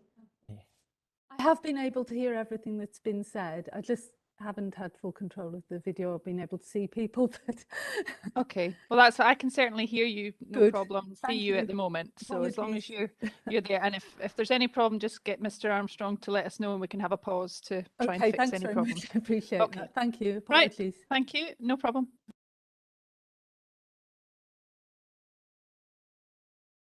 Great. That sounds that that's been resolved. Mr. Denny, we were going to go on to strategic pattern, and your position on this was set out in your paragraph 520 of your report, page 31, but you've elaborated slightly further on that this morning. And I'd like to just first of all discuss the extent that you accept that strategic development pattern is a relevant consideration. It's clearly a consideration that the Council considers important. It's one that SNH or Nature Scott considered important. And I suppose for the sort of policy context of this, and perhaps the 5 criteria set out in the policy might focus in the extent that we're agreeing or disagreeing on this. So perhaps if you could have CD 506 to hand, that's the supplementary planning guidance.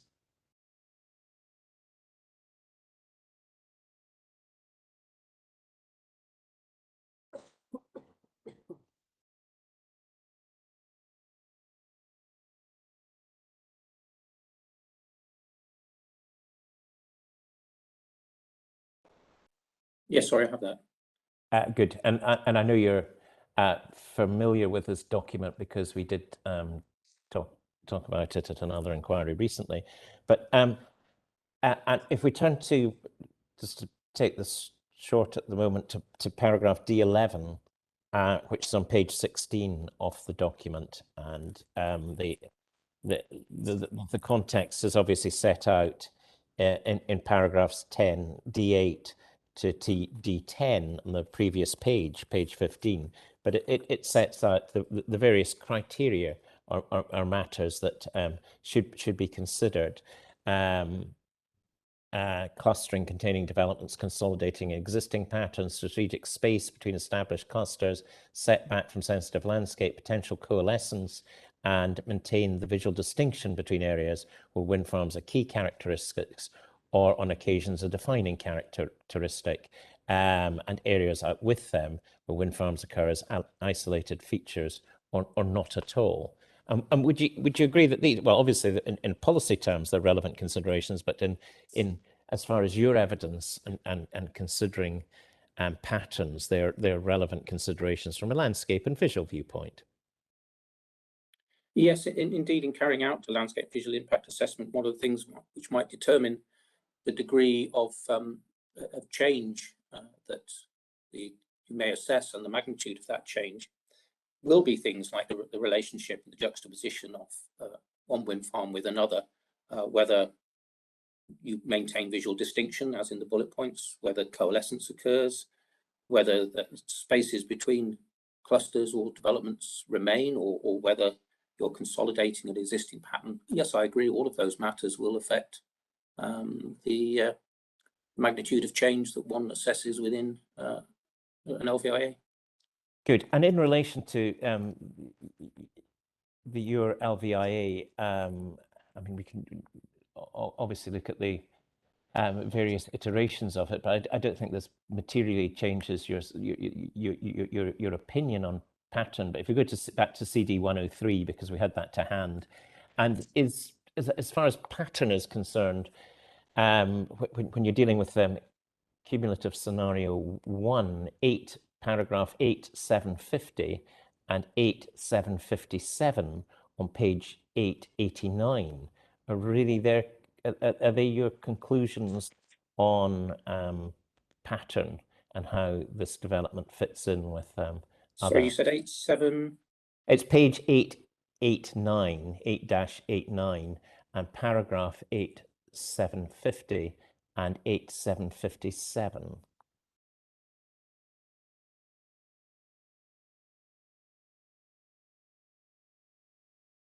Yes, conclusions are drawn there in relation, in terms of scenario 1, in relation to other wind farms. I mean, if we turn to paragraph 8.727 on page 85, talks again there about other wind farms in the landscape and other wind farms being present in that cumulative scenario. If you turn back through to page 45, it deals there, starting at 8.671 with other wind farms in the landscape, Weather Hill, Windy Standard, about how they might be perceived as separate wind farms in the landscape, and so on. So the LVI is kind of dotted through with its consideration analysis of other wind farms in the landscape. Yes. Yeah, I'm just trying to draw together what your sort of overall conclusions, and I appreciate that this is in the section dealing with combined cumulative effects and visual amenity, but it struck me that they're the sort of two main paragraphs where you're really looking at more a sort of the strategic position and the interaction with the other wind farms and whether the pattern of development. I take it you're comfortable with. I mean, I don't know. Did you prepare this document? But I take it you're comfortable with and stand by the evidence in paragraphs 8.7.5. Yes, I didn't write it, but I do stand by it. Yes. Yeah. So these two paragraphs. If we're looking for a broad summary, and I appreciate you've mentioned other paragraphs, but if you're looking at how this all ties in together, or how you consider it ties in together, are these the sort of two paragraphs that we could go to? I think the ones you took me to were related to scenario 1, yes, but you kind of have to take the document as a whole, obviously. But you're not. I'm not disagreeing with those paragraphs in relation to scenario 1. No. No, well, that's very helpful. And so we're also agreed on D11 as these are the relevant criteria. And I suppose that to put this into context, if we go back to CD 12.1 and look at the figure that I said we would go back to, that's figure 5.01, the Upper Glencairns wind farm pattern on page 70. Electronic page 75. So that was page 70 of which document? I'm off Dr. Swill's yes, yeah, I have that. CD 12.1. It was the one that I mentioned we'd go back to.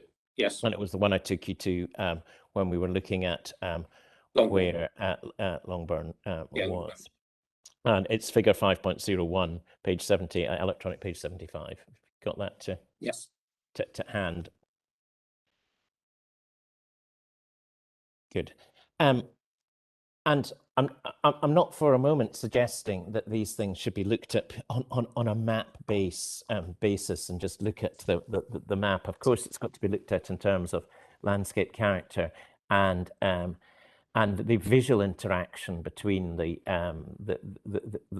wind farms and their positioning and the reason for their positioning. But you can see from this that there are a considerable number of wind farms and wind turbines located to the north, the north side of the Carstfern Hills, which I think we agreed earlier did not have the sort of dramatic slopes that the south side had. Whilst if we look at Carsfairn from the south, the wind farms have been, well, we can see that the Longburn one was resisted, and other wind farms that touch on this area have either been reduced in the number of turbines, or, as in the case of Longburn, have been refused, and that there's no other wind farm development in the immediately to the south of the Carsfairn Hills. There's Glen Shimmerock, there's Troston Lock, and then across to the east there's Cornharrow. Well, that's of course, Longburn wasn't to the south. Longburn was to the east. Of course, Longburn was. You have to remember as well. Of course, Longburn was one of its primary issues was not just the Carsfairn Hills, but was cultural heritage as well. But yes, I think you and I discussed this a number of weeks ago.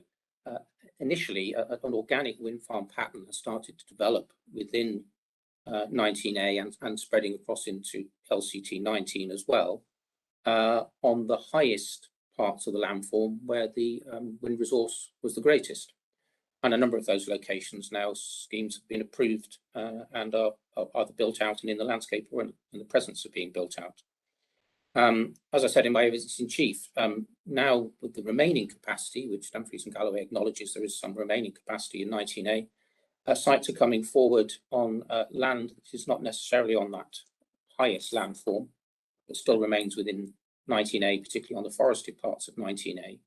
And therefore, we've got sites like Lorg and Cornharrow and Shepherd's Rig coming forward as a sort of second phase of development, extending that wind farm pattern organically within the 19A landscape. Well, you said, I was interested to hear that you said that it was an organic wind farm pattern, but can I suggest that in actual fact it was a guidance-led wind farm pattern, and that it was having due regard to the DGWLCS and the advice in relation to the suitability of areas for wind farm development and the capacity. And there was good reason why there is no development in the immediate south to of the Carsfairn Hills, and we've looked at that this morning when we've considered the fact that we have the Carsfairn Hills here. We've got the Upper Glen Kens, and we've got the head of the Ken, and we've looked at the advice in the DGWLCS, which sets out the significant constraints in relation to development in these areas, and that's the reason why we don't have the wind farm development in this area. Well, I think sorry to just interrupt a minute, man, but we've got at least two questions building up over a long rehearsal there, and from the witness's point of view, can we put the questions one at a time? There's a question about the organic growth of wind farms in the area. And was it or was it not design led? And then we moved on to the area of Shepherd's Rig and why development hasn't taken. You know, we're getting too many questions at once on the long rehearsal. Can we just break it down a bit and give the witness a chance to answer one question at a time? I'm happy to take it at one stage at a time, but I was going to give obviously Mr. Denny an opportunity to come back and answer these fully. But I'm happy if you prefer Mr. Denny to answer, and I thought you would come back and answer it, addressing the first point and the second point. But perhaps, Mr. Denny, if you want to come back. Yes, if I adjust the wind farm pattern, what you said about me talking about an organic form of development, I do believe it's been an organic form of development. It continues to be an organic form of development. Yes, there are certain things which are guiding developers to certain locations. In the first instance, it's going to be land availability. Second, it's going to be wind resource. And then you've started to get these other factors, landscape and visual factors, including those that are set out in the landscape capacity study. It's also going to be matters of where there is forestry, it's going to be matters of water courses, it's going to be matters of topography, it's going to be matters of peat, ornithology, cultural heritage, and all of these things dictate where a developer at a given point in time may or may not come forward with a wind farm. So yes, part of it is led by looking at guidance from the local authority, but it's not the sole guidance, all those matters are taken into consideration. And yes, I acknowledged in chief some of the easier sites within 19A to develop, the least constrained sites, obviously would be developed first. And then as further capacity for wind energy is needed, it's obvious that other sites that have not been chosen and have not been built out will then come forward. And that has happened. They've been coming forward over a period of time, and that period of time, taking into account again all of those matters which I just discussed, lead to an organic form of development emerging. It isn't a specifically design-driven form of development.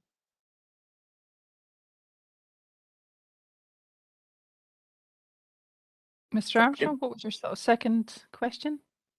The second question was a good. There's a. I'm trying to remember it myself. Okay, take a minute. That there was a good reason why the pattern avoids this area, and that's what we discussed this morning when we looked at. There's obviously the Carstfern Hills. There's the head of the Ken. There's the upper Glen Kens. There's that combined with the guidance highlights that there's a good reason why wind farm development has stayed to the north of the Carstfern Hills and has not ventured successfully into this particular area. No, there are other reasons at play. It's much more complex, I think, than you're trying to paint the picture of. Going back in time, wind turbine typologies and the types of turbines being deployed needed to be sited in areas with particular wind resource. As the typographies have got larger, and we're now looking at 149.9, 175s and so forth, those topographies are able to capture a wind resource in different locations in the landscape that you wouldn't have considered 5, 8 or 9 years ago. So the way in which wind energy market is changing and the deployment of larger topography turbines means that sites that may not have been considered to be particularly desirable from a viability point of view or generation point of view a number of years ago are now desirable. So it doesn't just have to be those other factors. There's quite a lot of complex things that come into the choice and coming forward of wind farm sites. So well, you're able to now look at a second raft of sites to deploy those new larger topography turbines. Well, you're giving the evidence on landscape and visual matters here rather than in relation to other matters. And I suppose in relation to that first question, going back to that and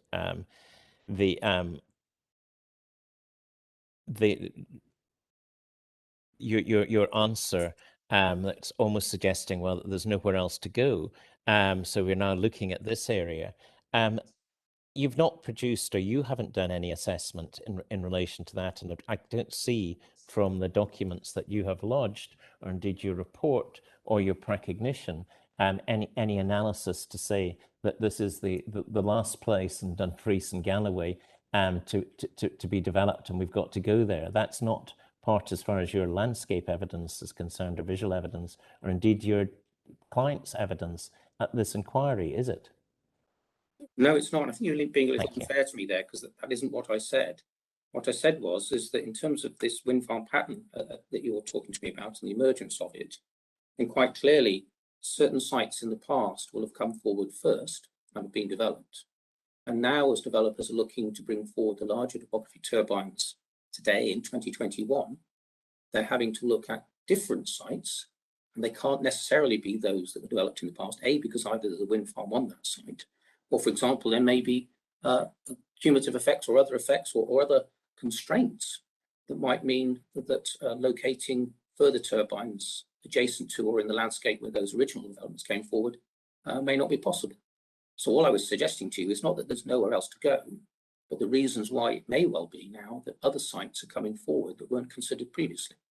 Well, would you also agree that one of the reasons why there's no development immediately south of the Carstfern Hills is because of the guidance in relation to the concerns, the constraints in relation to development of these areas, and the impact on the Karlsruhe Hills that development in this area would have, and the impact on the RSA and the Ken Valley?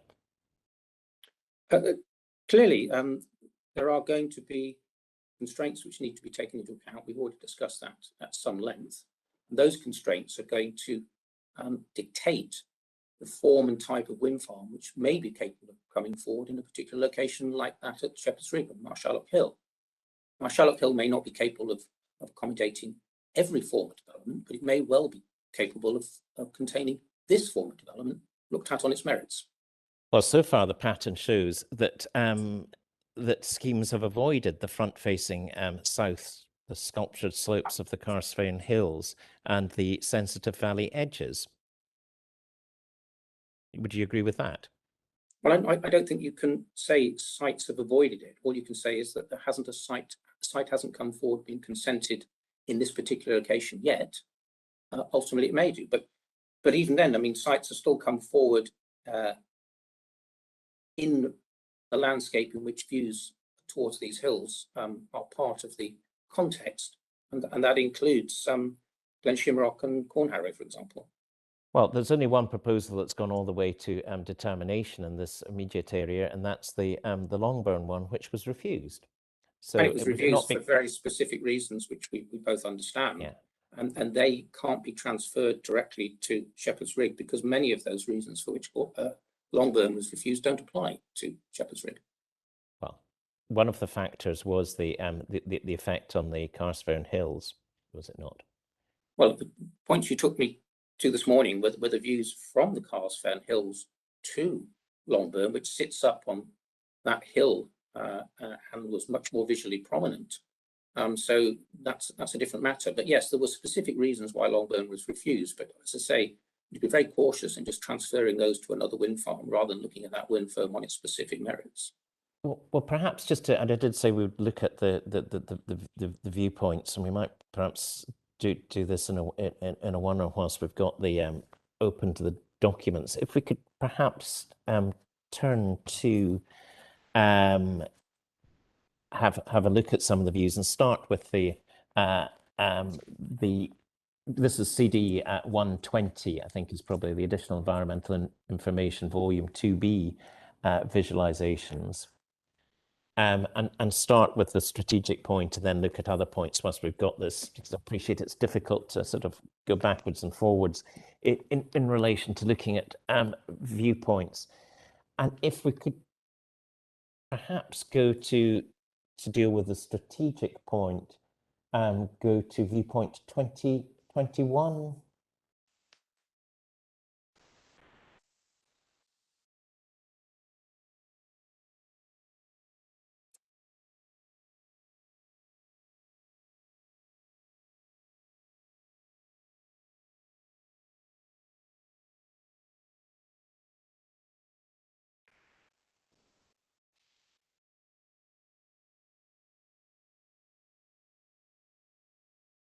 This is obviously looking from the southwest to the site, but we can see from sheet A. Perhaps we just go to sheet A to look at this, because we get an indication there of looking at the wireline of the pattern of development. Do we not, and we can see the extent that this proposal really stretches across this view and how it connects or joins up or interconnects with the other wind farms that are either granted permission or already built. Would you agree this is quite a good viewpoint and wireline to consider these matters from when the reporters are considering strategic pattern, no doubt with figure 5.01 to hand, and then looking at this to give an indication? Well, certainly this gives you an indication as to where, a clear indication as to where wind farms lie in the landscape, as seen from Corsery As you and I discussed some time ago, I don't mean, sorry, this inquiry, as you and I discussed some weeks ago, you need to be careful about taking an individual viewpoint and then deciding that you can discern wind farm pattern, because as we discussed a number of weeks ago, as you move around and through the landscape, the interrelationship of the wind farms and how you perceive them and how you perceive the juxtaposition between them changes. And so your appreciation of any kind of pattern changes as you move in and through and around the landscape. I think what you and I were able to agree a number of weeks ago was that there is largely a group of turbines, or group of wind farms developing in 19A to the sort of northwest and west of the Ken Valley. And there is a group of turbines on the higher ground, because all these relate to, I think we went to a topography plan previously, all of these relate to the higher topography of 19A. So there's a group of turbines, a group of wind farms that are developing to the, let's get my east and west right here, to the northeast and east of Shepherd's Rig, moving towards the Sanka range of hills. And then there's a group of turbines to the southeast, which are developing. All of them basically are developing up on the upland crescent of 19A, as you would expect. But how you see them in the landscape depends on where you are at any given point and that relationship between them. Because you don't see all of them at the same time as you move through the landscape, so you don't really appreciate the wind farm pattern as you do as if you were looking down on an aerial photograph. But notwithstanding that, this photograph does give you an indication where some of those groupings of turbines lie in the landscape. Yeah, and I think we also agreed a couple of weeks ago, and I'm not obviously going to hold you necessarily to all we agreed 3 weeks ago, but my recollection was that we also agreed that there was wind farm pattern showed development to the north of the Carsfairn Hills, and that there was a cluster of wind farms to the north. There is a cluster of wind farms to the north, but that cluster now also extends to the northeast as you move past Windy Rig towards Lorg. So yes, on that it is, because that's exactly where the higher ground in that part of 19A lies, and where wind farms have been drawn to in the past and have been approved. That doesn't mean they're the only locations with 19A capable of accommodating the wind farm development, but certainly they are those upland areas that we've discussed in that arc that runs around 19A have been the early places in which they have been approved. Well, the places where they have been approved and built, and we can see this, can we not, from the viewpoint 21, but we can see it from looking from the Carsfairn Hills as well. When you look north and when you look south, if you look north, you see the Windy Standard 1 and 2 and the other wind farms that are identified on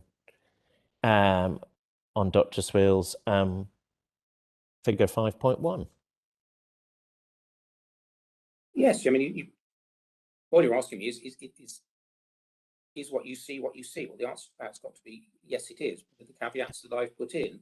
But wind farms are now starting to be approved on a slightly lower lying ground within 19A, coming off that original upland high points, because of course developers are looking for new sites with potential, that potential which still remains within 19A. For example, Cornharrow is at a lower elevation than the many of the previous schemes consented within 19A, and that has been approved in that landscape.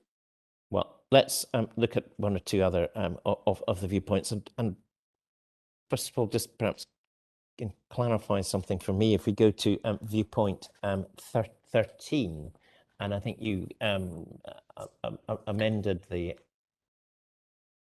applicant's position or your position in relation to viewpoint 13 this morning. Is that correct? Yes, I did. Yes, and that's very helpful for you to now agree at one with yes, Dr. because I took the photograph and I set up the tripod location, so I knew exactly where it was, and I could see where that discrepancy had come into it. And yes, Yeah, yes, can needed to be corrected. Can I just sort of correct or understand in relation to the various sheets? We've got sheet A, which obviously shows the baseline photograph and the wireline drawing, and we can see that wireline drawing. And then if we go on to sheet B, which shows the wireline drawing, and then we follow that onto the photo montage, which is sheet C. I don't quite see how B and C fit together, or are they not supposed to? They do say that they're supposed to be in the same.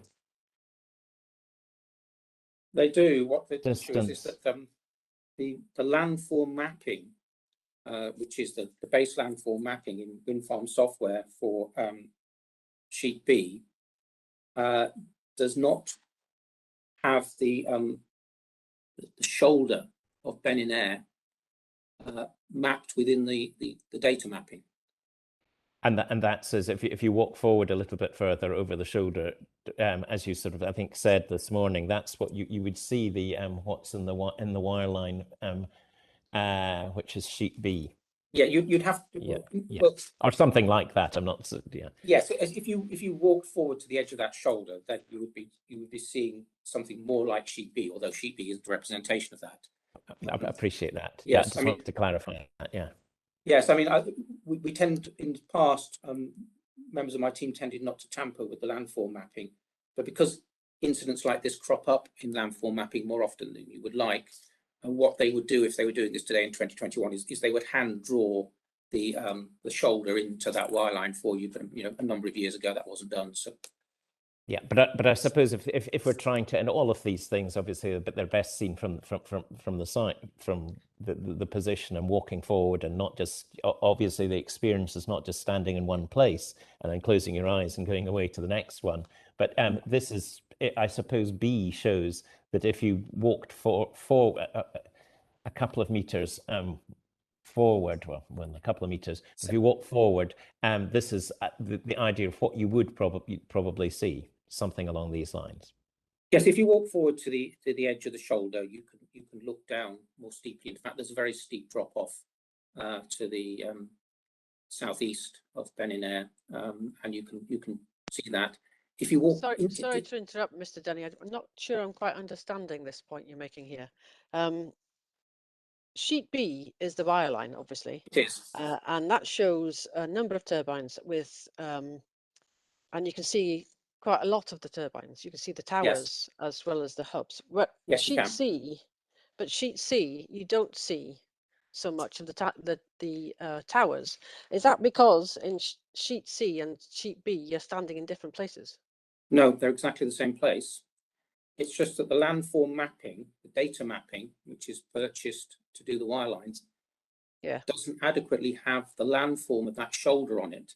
So the shoulder, right, okay. So the shoulder is not. So what you're saying when you the shoulder should be obscuring the towers. So what you're saying when you said that nowadays you would hand draw this, you would hand draw the shoulder in so that it covered the towers in sheet B. I see. Right. Okay. Yes, we'd have to put a note on to say that we'd done that, but it would kind of avoid the conversation we're just having arising. And you'd be surprised there's quite a lot of the purchase landform data, accurate as it is, that still doesn't quite get certain features in the landscape right on the wirelines. But of course, you can always rely on the visualization. Okay, I understand you now. Yeah. Thank you.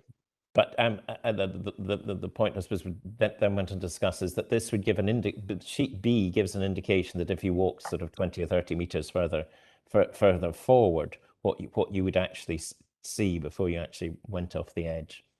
If you kept on walking. 70 to 100 meters forward, but yes. And similarly, in fact, you would not need to move back very far at all from the viewpoint here before you go outside of ZTV, because Ben in Air has a 710 meter sort of relatively little flat plateau on the top of it, and the cairn is situated partway to the south of that plateau. The ZTV, because of the impact of the shoulder as you move backwards, ZTV you go out of all visibility very quickly on Ben and Air, which you can see by reference to the ZTVs. But the sort of sheet B and the view that you would get moving further forward was one of the reasons why you changed your assessment to significant. But well, no, the LVIA already accepts significant for the lower slopes and moving off the ridge to the south, because the assessor knew that the views opened up. It's merely that at the point where the camera was for viewpoint 13, it's just inside the ZTV and should have been recorded as significant as per the lower slopes, but that didn't occur, so I was correcting that. I'm glad. And if just going on to look at some other views and the that I said we would this morning, if we turn to figure 2.6 and viewpoint 5, that's from the Strom-Fregen cairn.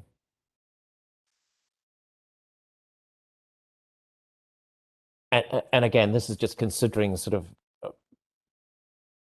the impact of the proposal in terms of the hill line. This gives us a sort of indication of the impact in figure 2.6, does it not? Sheet A from this view. And we can turn on to the photo montage. Sorry, could you repeat that question, Mr. Sorry, Armstrong? These sheets, starting figure 2.6, sheet A, going on to in particular figure sheet C, gives an indication of the sort of looking at out to Cairnsmore and what the likely impact would be. Particular sheet C, the photo montage.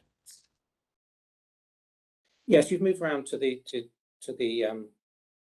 cairn, which is a sort of Neolithic feature in the landscape. But yes, at that particular angle of view, it's not on the southern upland way. It's not on the high ground which we were talking about in relation to Longburn. But as you move round to that cairn, then yes, this is the view towards the turbines. Yeah, and that has quite a dramatic effect on the view looking to the hill. I grant you, as you say in your assessment in relation to the RSA, that you can still see the hill, but it does have quite a dramatic effect, does it not, on the hill? Well, at this particular viewpoint, they do interpose themselves between the viewer and the hill. I mean, this is not one of the major locations in the landscape in which you would go to appreciate those special qualities. You would do that by moving up the southern upland way, as we discussed this morning, through where Longburn was and with those elevated views across. But yes, this is a view in the landscape where the turbines do interpose between the viewer and the hill. But it's under 50 meters, is it not, from the southern upland way? This view. It's not far from it. That's correct. Yeah. This view doesn't sit terribly well with your analysis that you set out and we discussed this morning in relation to the RSA and the extent that this proposal will affect the key factors in relation to the RSA. No, I think what I was saying to you this morning is from all those locations in the landscape from which you would best appreciate those special qualities, that Shepherd's Rig did not give rise to those levels of effect. I didn't say that you couldn't find a location in the landscape in which they would not interpose with views towards the hills. Right. Well, but that wasn't the same thing as saying from those locations from which the special qualities could be best appreciated. Well, the special qualities can be appreciated from this view, which is quite close to the southern upland way, is it not? And you're accepting that this does have quite a major effect on the enjoyment of these special qualities. Well, again, if you've been walking down the southern upland way in either direction, you've already seen and enjoyed them for some considerable part of your journey without the turbines of Shepherd's Rig interposing. And then for a very short section of your journey through this lower lying part of the landscape, the turbines would sit between you and the hill. And within a very short time, as you moved through the landscape again, that would cease to be the case.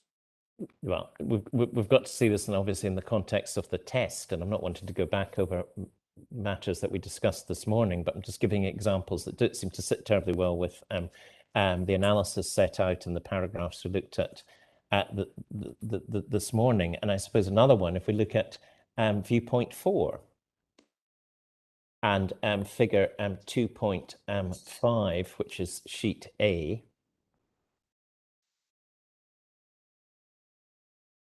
Sorry, just to apologise for strong. Thank you, ma'am. You rehearsed something then, it doesn't fit terribly well. Was that a question you wanted to put to Mr. Penny? Because you moved on. Well, I'm saying this is the next one that doesn't fit terribly well, isn't it? Oh, I see. My Sheet mistake. 4. Apologies. That's okay. Carry on. I misheard you. So we're talking viewpoint 4 here, did you say? Viewpoint 4, and I suppose putting this in context, that obviously shows the trees that are there at present. But I understand they're proposed to be felled, are they not? Well, there is a felling regime, and I think I outlined for Smittens, which is the house in my evidence received this morning. I think it's 2024 to 2028 that some of the coops here are to be felled.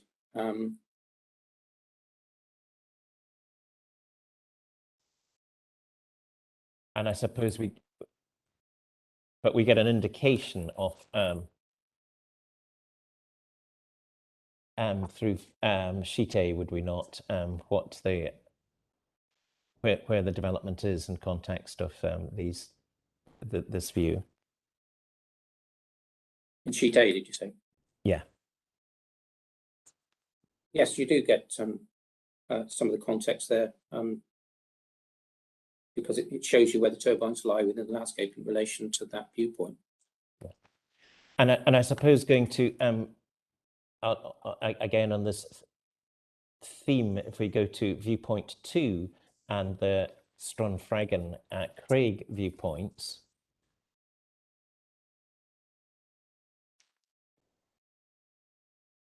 And this is another example, I suppose, of if we start in sheet A of figure 2.3, where we've got Carsvern in the distance, and we can see from the wire lines there. And if we look on to sheet C,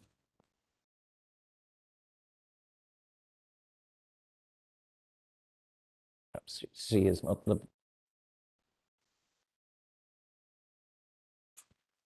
sorry, sheet E, that again, from this viewpoint, gives an example that doesn't really sit terribly comfortably with the analysis set out in the LVIA in relation to the impact on the Carsvern Hills. I think that the LVIA does quite properly set out where the significant effects are and changes to views, and this is one of them. We went through that this morning, but it's still a viewpoint, albeit the turbines do lie between the observer and Carsvern. That the form of the hills are not obscured from view by the turbines, but the turbines do lie in that view, and they do have a significant effect on it. Yes, and that's as set out in the LVIA. It's one of the significant effects. Yeah, and that, well, you said there, I think, a considerable effect on that view. That's significant, I think. We're intended to. Yeah. Because that's as set out in the LVIA. Yeah. And I suppose the final one of these is viewpoint 10.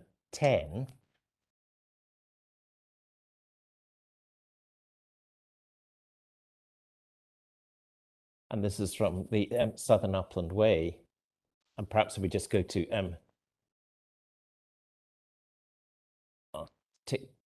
take it obviously in context of looking at sheet A and also looking at the photo montage in sheet C.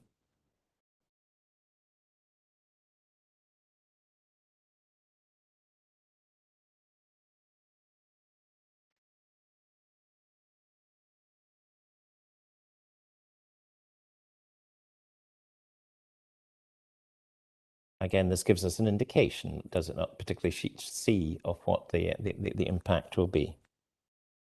It gives you a fairly clear, I don't think it's an accurate visualization. So rather than just an indication, it's an accurate visualization of where the turbines lie in the landscape. Yeah. Thanks.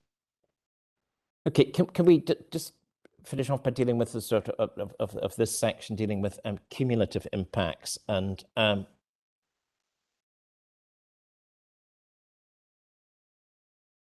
and if we maybe take this hopefully relatively short, but first of all, we did have some discussion about this the last time we met. Can I put the visualizations away? You can, yes. Thank you. In the context of the supplementary guidance and the advice that it gives on cumulative impacts, and also the guidance in the GLVIA in table 7.1, and we perhaps don't necessarily need to go to both of these documents, although perhaps I think we have got to hand CD 506 because we were just talking about it a few minutes ago in relation to paragraph D11. I suppose if we turn back in relation to cumulative landscape impact, D3 through to D7 deals with cumulative landscape impacts and development to be included in cumulative impacts and the burden of cumulative impacts. It's the section just before the section we were looking at in patterns of development. And can we agree that as far as D4 is concerned, that identifies the three types of cumulative visual impact in combination, in succession, and in sequence? And the in sequence can obviously include a single scheme looked at from different points along a route. And here there's obviously, in relation to Dr. Swirl's evidence, there's discussion about the various routes and the cumulative in sequence impact. And this ties in with the GLVIA guidance in table 7.1 of CD 6.8. Yes, in landscape visual impact assessment and cumulative impact assessment, the language changes slightly in this document, but it's normally simultaneous, successive and sequential impacts, yes. Yes, and obviously this is relevant too when considering recreational routes, and I suppose perhaps hopefully to take this short, would you agree that the best way for the reporters to look at this, and they've no doubt done this to an extent, is to actually travel the recreational routes, the relevant routes, and consider what the likely effects of development as you go along in sequence, looking at this site? Yes, I would, because your experience of seeing things in the landscape, and particularly because when we're discussing things at a wind farm inquiry, you're always focused on the wind farm. But when you're walking on a recreational route, your focus is taken to all sorts of things because of the experience of walking that route. And it's always better to get the actual experience of seeing the wind farm pattern in the landscape from experiencing walking the route than it is looking at plans and diagrams and drawings, because they're often very different experiences.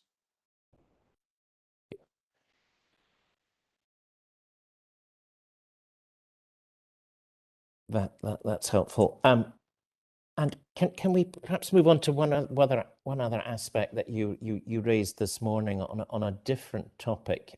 You referred to the SPP and Group 3 areas, and I think you also, to be fair, mentioned this in paragraph 423 of your report. And can I just be clear on this? You're not suggesting that the SPP is saying that reduced regard should be had to landscape in Group 3 areas, are you? No, it's a spatial framework with a hierarchy in it. And all I was pointing out is that the Group 3 areas with potential for wind farm development, which it says beyond Groups 1 and 2, which are more constrained, wind farms are likely to be acceptable. And then, of course, as we always say, dependence on the specific detailed consideration against identified policy criteria. Well, it's saying that in Groups 1 and Groups 2, they're unlikely to be acceptable, but in group 3s, you then look at the relevant criteria, and as we can see here, and maybe this is straying on to Thursday's discussion, we're told that the group 3 areas, in terms of the plan, have got to be seen in the context of the advice set out in the DGWLCS. So again, yeah, as I say, it's hierarchical. Just to, before you answer. Group 1 areas quite Before clearly. you answer, Mr. Denny, sorry, could you put that point correctly, Mr. Armstrong? I know you didn't mean to put it incorrectly, but in group 2, it doesn't say it's unlikely to be acceptable. You might want to put that as it says it. Well, as it says, I think I said that it makes it, well, it makes it difficult, does it not, for development in groups 1 and 2, but group 3, it's saying that it should be, you should assess group 3s in relation to the irrelevant criteria.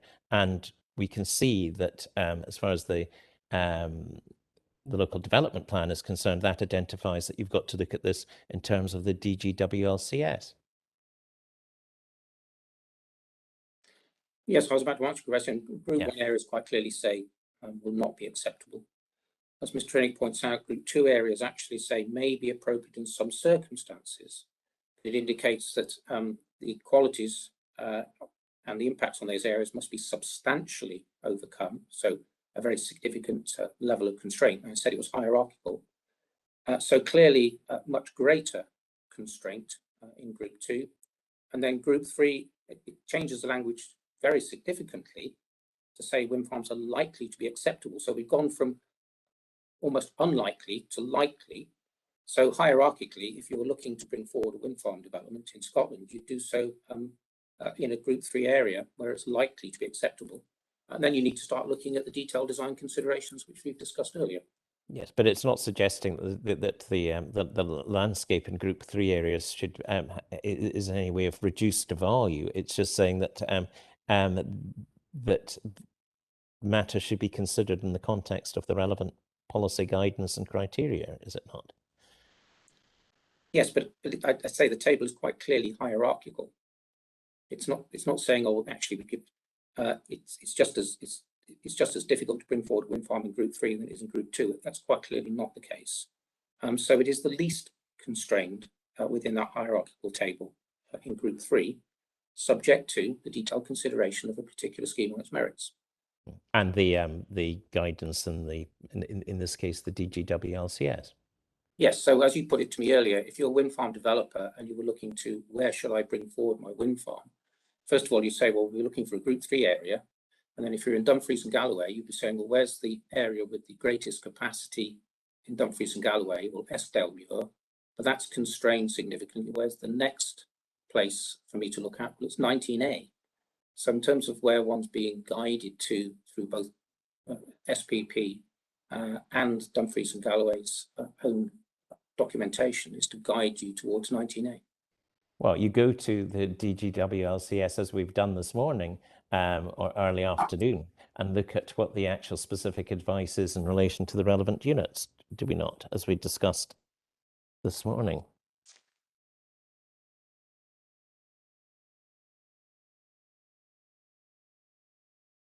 Again, if you turn to page 5 then of that of the CD 007, the wind energy development, it actually tells you in the executive summary that strategic guidance within the DGWLCS does not replace the need for individual landscape visual impact assessments and or environmental assessments for individual wind energy projects. So it's back to that schemes to be looked at on their merits. In the context of the guidance.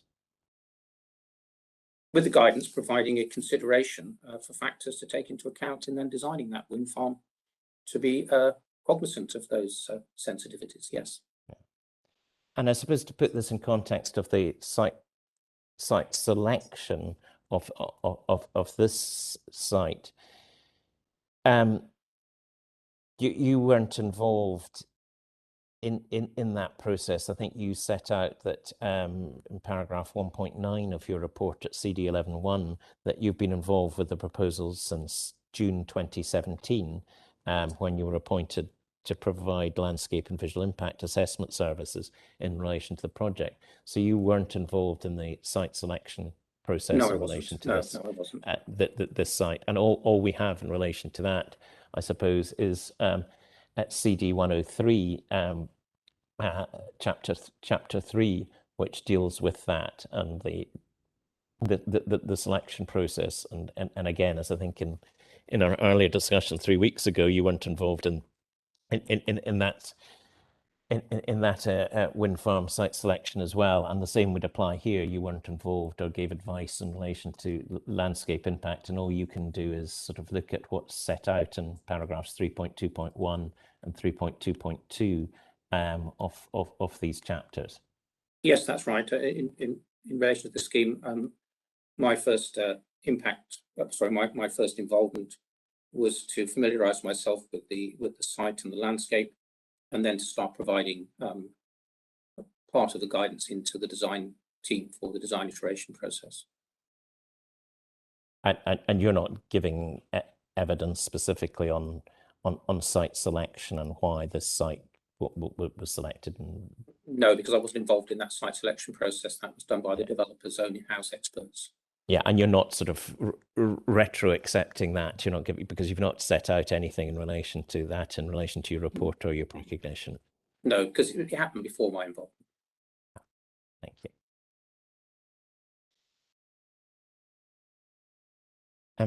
If you just perhaps bear with me, Mum, this might be quite I think I'm probably at the end of my, just about at the end of my cross-examination, but could we possibly just have a sort of 5-minute break at this stage, and I can just check if there's anything further that I want to go through with Mr. Denny? Yeah, that seems fine. If we could come back at 3:05 then. Right. Okay, thank you. Obliged.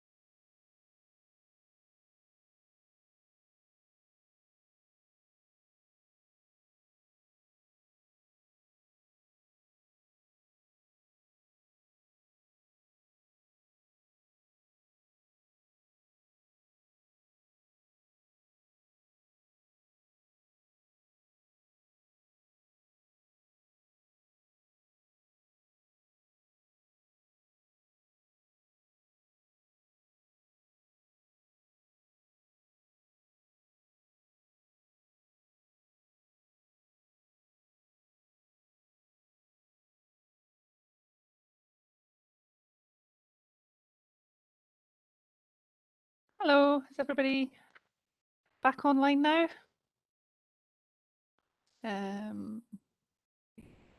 Yep, that looks like everyone. Right, Mr. Armstrong, do you want to carry on? Mum, that was, I don't have any further questions in light of having that break. So thank you very much. That's fine. No problem. Thanks for getting through all of that. I'll just ask Mr. Gordon and Miss Clubb if they had any additional questions, just for you to clarify anything that's been raised, or can we move on to reporter questions? I'm afraid, ma'am, I have 4 questions for Mr. Denny. Do you want me just to go ahead?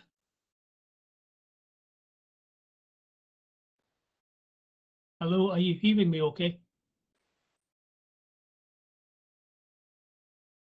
Miss Leven has become disconnected from the meeting. She's still here.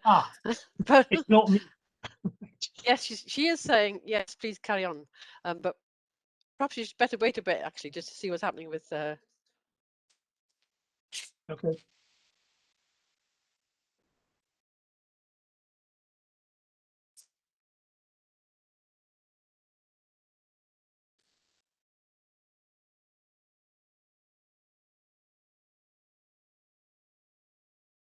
Bear with us, we're having difficulties. Graham, can you come and help, please?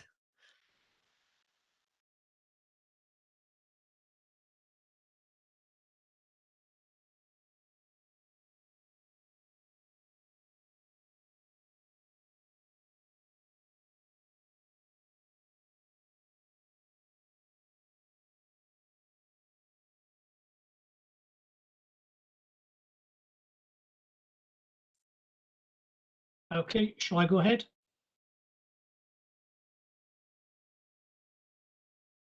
I think Miss Leven is having to come out of the meeting and go back in again, so it might be some time. Hopefully not too long. Okay.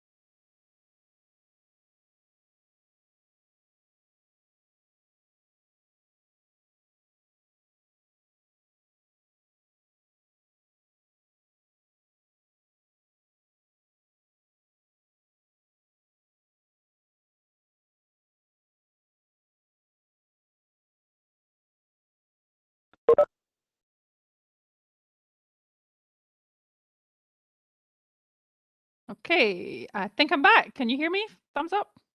Yes. Yes. Oh, sorry about that. That was not great. I don't exactly know what happened, but if we could go back to Mr. Gordon, if you're still there, could you start off with your question? Thanks. Yes, I will. Thank you. Mr. Denny, my first question very much follows on from Mr. Armstrong. I'm wondering how you avoid your objectivity in the LVIA being compromised by the fact that you've been involved during the evolution of the scheme's design. Is there not a sense that you're, to some extent, marking your own homework there?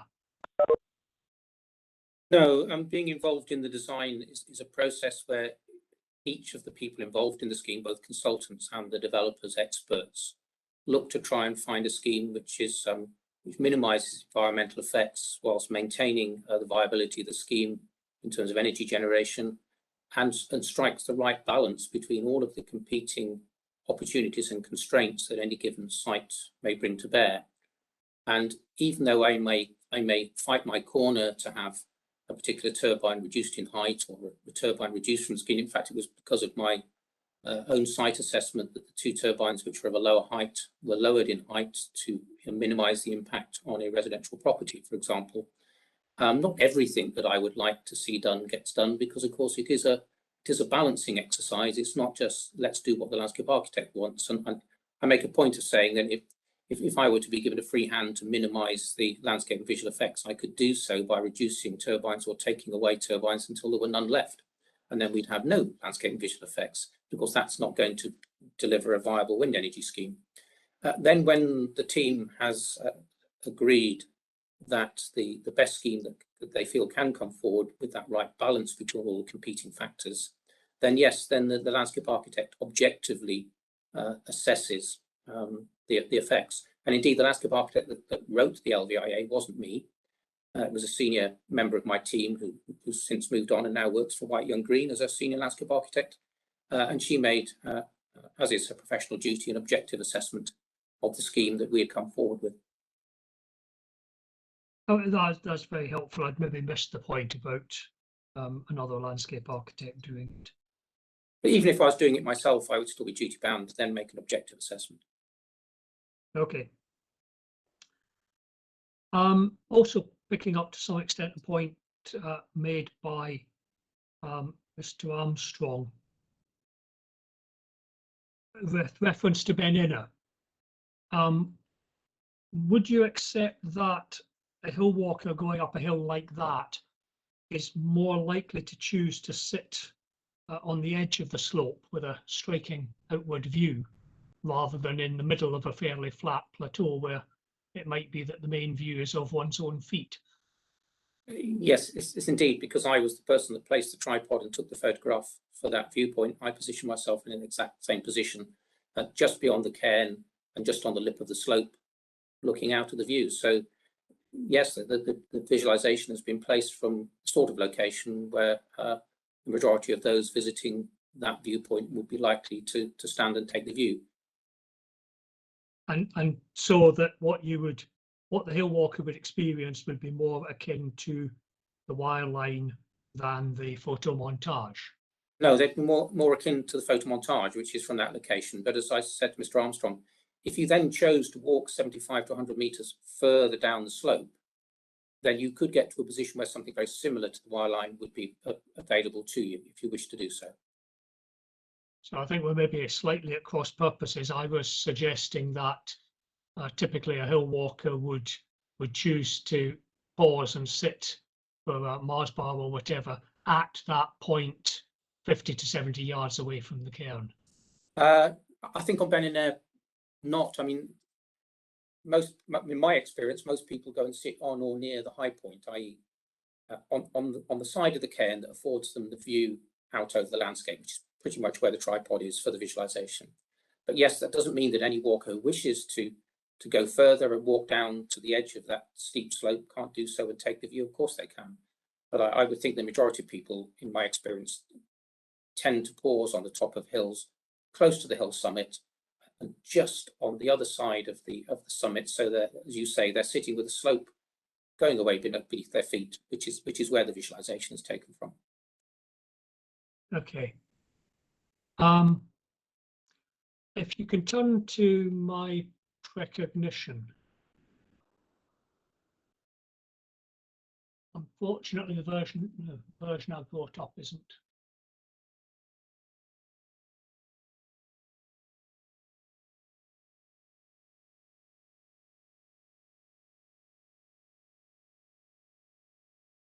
Sorry, so that's saying 13.04. Yes, thank you. I'm sorry, I got myself going in a little circle on the file list there. Okay. Yep, if you were to look at paragraph 17, I think it is. Yes, paragraph 17. Would you agree with what I've written in that paragraph? And I will accept you probably would not agree with the final sentence, but up to that point, at least, would you agree with what I've written there?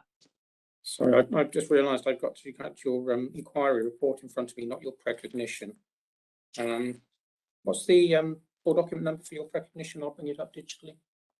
13.4.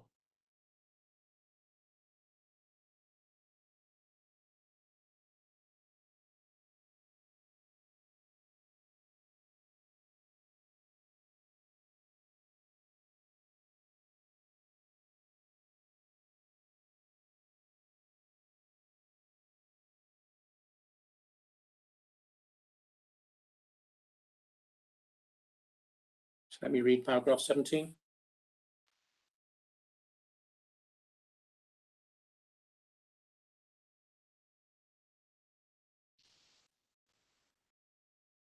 Yes, I see the point you're making. Yes, I mentioned this in my inquiry report, paragraph 5.3, and it's the point on page 27. You're quite right. The reporters actually said, although less so to the southeast, and they actually meant less so to the northeast, given the consent for Windy Rig. So there was an error in the reporter's report in relation to direction in terms of where Windy Rig sat. But no, I don't accept that it undermines what I was pointing out there, because the Shepherd's Rig scheme does lie to the southeast of the hill, and therefore these alternative views, and the report was correct in relation to the alternative views, because the alternative views from which you currently don't see any wind energy development, either ones that are freer development, are those from the location of Past Fen, looking directly south into the Galloway Hills RSA and looking across to the Rins of Kells. So the reporter was correct in where the views were, but not correct in as to where Windy Standard lay within the context of that. If you look towards Shepherd's Rig from Kensmore, you're looking in that southeasterly direction, and you are looking into that direction where wind energy is already a part of the landscape with Weather Hill, Glen Shimrock and Troston Lock, and at some point in the future, because it's been consented, Cornharrow. So, but yes, I do accept that it should have been, although less to the northeast, given the consent for Windy Rig. Yeah, thank you. As I indicated, I think we'll agree to disagree on the last sentence there.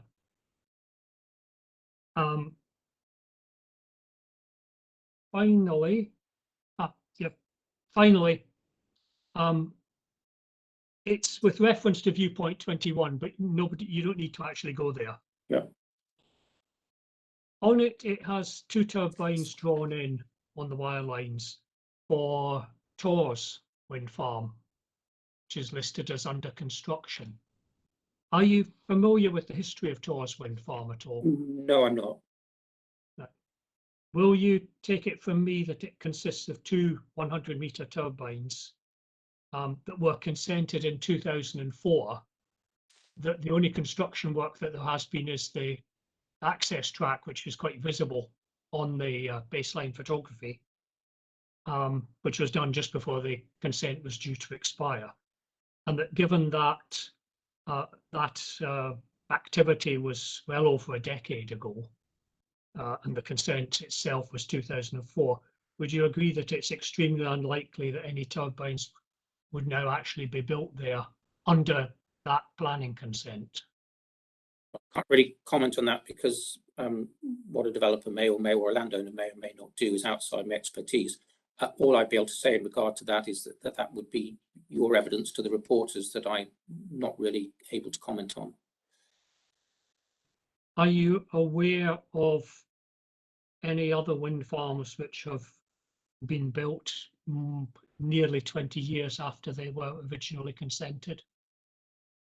Not in the sense of building the turbines that were consented 20 years ago, but I have had experience of where principles of development have been established on a site, but a site not built out, then the landowner coming forward to seek further development in the same location where the principle had been established. Yeah, I can accept that, and that may well be happening in this case, but I was referring to the original consent. It's simply that what I'm suggesting to you is that having those 2 turbines drawn in is somewhat misleading, because they're actually not going to be constructed as shown. When we're putting consented turbines in, we do put in, if they've got a consent, and they've got a consent. But it has been put to me in the past that merely because a wind farm has been consented, it may not necessarily be built, and that can be the case.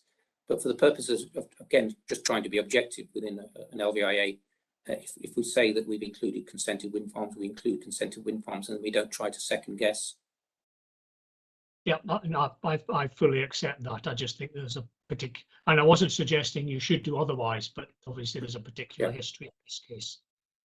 Thank you, ma'am. That's all my questions. Thank you, Mr. Okay, Gordon. thank you. Ms. Clubb, was there anything you wanted to clarify? Yes, I have some matters to speak about. Is it matters of clarification of what Mr. Denny said? I don't know. I've got lots of notes here. Whether I'll be able to put them into a coherent sentence, we'll find out. But I'll just take it. If you can just try and make sure that it's a question around something that Mr. Denny has said in his evidence. Okay, I'll attempt to do that. Mr. Denny, hello there. Nice to meet you. Good afternoon. Afternoon. One of the things that I have felt has come out of listening to you talking today is really, I get the impression that you are almost in agreement that what is happening to our local landscape is basically not particularly nice. However, there is a feeling that you would like to push the decision from the landscape onto hearing one, which is planning and energy policy, i.e. that ultimately in a climate emergency, it doesn't really matter what the landscape's like. You know, if we were in a true climate emergency, we would be putting them on top of Ben Nevis, we would be putting them in Glencoe, we'd be putting them on Arthur's Seat. So there's a very much a kind of boundary, a fluid boundary here, and in some ways of you saying yes, there is significant impacts on this very special landscape. Ultimately, it doesn't really matter because some places have to be sacrificed. That's the message that I'm getting from you, and I can't argue with that. I can't argue with that. Is it a question, Ms. Clubb? Yeah, yes, I'm sorry. I'm just question? a little bit slow in putting things together. It's just a difficulty that I have. So if you could just bear with me. I absolutely appreciate that. And obviously you'll get a chance to set out your evidence as we go through the inquiry process. But this is specifically about questions on Mr. Denny's evidence. Well, I'm just trying to get there. I'm sorry, I'm slow. Okay. So the question is, why do we bother Mr. Denny with the EIA at all? And what future is there for landscape architects such as yourself if at the end of the day it just comes down to climate policy? Because from what I can see, what I hear, is that you have negated the whole of this landscape inquiry. No, that's not the case, and I hope I haven't confused you in what I said earlier. As a landscape architect being involved in a wind farm development, first of all, it's my job to help the developer try and get the scheme to be as good as it can be in landscape and visual terms, in that balance with all those other things. And when that part of the thing is done, it's my job, or my team's job, to objectively assess the landscape and visual effects on character, visual amenity, residential amenity, etc. Now, when I say we pass those forward into planning balance, that's not me saying that landscape effects don't matter. They matter because they get passed forward into the planning balance. In order for a scheme to be acceptable, the benefits of the scheme, and that's the policy part of it, need to outweigh the harms. If the harms are too great, then the balance won't be made, and we see schemes get refused, which for various reasons, landscape, peat, cultural heritage, ornithology, it may well be that the totality of the harms are not capable of being outweighed by the benefits, even in a climate emergency. But I think what I was saying that you may have picked up on is, I can't say whether a scheme is acceptable or not, and it's not my job to decide on acceptability. That's for the decision maker. But in terms of acceptability, the weight that is given to the benefits does change over time, because of course, the more our country needs something, the more they're likely to accept a higher degree of harms in order to achieve it. And we see that across all forms of development. If the government decides that we need international air travel more than we're concerned about other matters, then they will grant permission for a new airport. All the time, what's considered to be weight given to benefits changes. That's nothing to do with me. That's not my role. So when I'm saying I'm passing things forward into the planning balance, I'm really saying I've objectively assessed as best we're able, the landscape and visual effects, they will need to now be weighed in that balance. Okay. So yes, you talk about there's got to be some harm. You know, you're quite clear about that there has to be some harm. And yet, our First Minister has put out a TED talk on which she basically says why government should prioritise well-being. So what I say to you is, you know, take viewpoints 3 and 11, or any of the viewpoints that we've looked at today. Do they deliver well-being? Can you say within your objective framework, and I really respect your objectivity. I do not believe that objectivity is the whole picture. But do these landscapes that we've seen, do they deliver well-being in your opinion? Yes, access to the great outdoors, to be able to go and walk and appreciate the landscape and nature within the landscape, I do think contributes significantly to well-being. But well-being is obviously a complex matter that's not just propped up by one thing. But yes, in terms of that directly, you're quite right. In terms of the point that you asked me just earlier on in that question about me saying, well, there's got to be some harm. And what I'm really saying is that, you know, if you're going to build a wind farm to satisfy any need that the Scottish planning policy may have to deliver more wind farms in the landscape, then inevitably there will be harm. I'm accepting that wind farms come with landscape and visual harm. Interest on that point, in CD 5007, which is the wind energy development management considerations that we've been to several times this afternoon, in the executive summary, it actually says the study provides information on the relative sensitivity of landscapes of different scales of wind turbine development. It is accepted that the majority of large-scale wind energy developments are likely to incur significant adverse landscape and visual effects. It's a function of putting a wind farm in the landscape that there will be significant effects and they will be adverse. It comes back to that matter of the planning balance. Can I add a bit to what you're saying? Is that you are talking there from the perspective of a landscape architect. When I talk about harm, when I talk about prioritising well-being, I'm talking about prioritising well-being, not necessarily in the way that you're, you know, it's to do with people, how people view and experience the landscape, as opposed to whether a landscape is objectively pleasant or not. There's a big difference between the two. So what I'm saying is I mean, you're a very objective man. So how do you objectively quantify wow views? It's wow views that deliver well-being, and this place that I live in is absolutely steeped in wow views. So how do you objectively quantify that wow views? Well, I think that we're moving into areas which are beyond my expertise, but I'll just explain to be helpful to you. I mean, for example, I've just been talking to the gentleman from Mountaineering Council.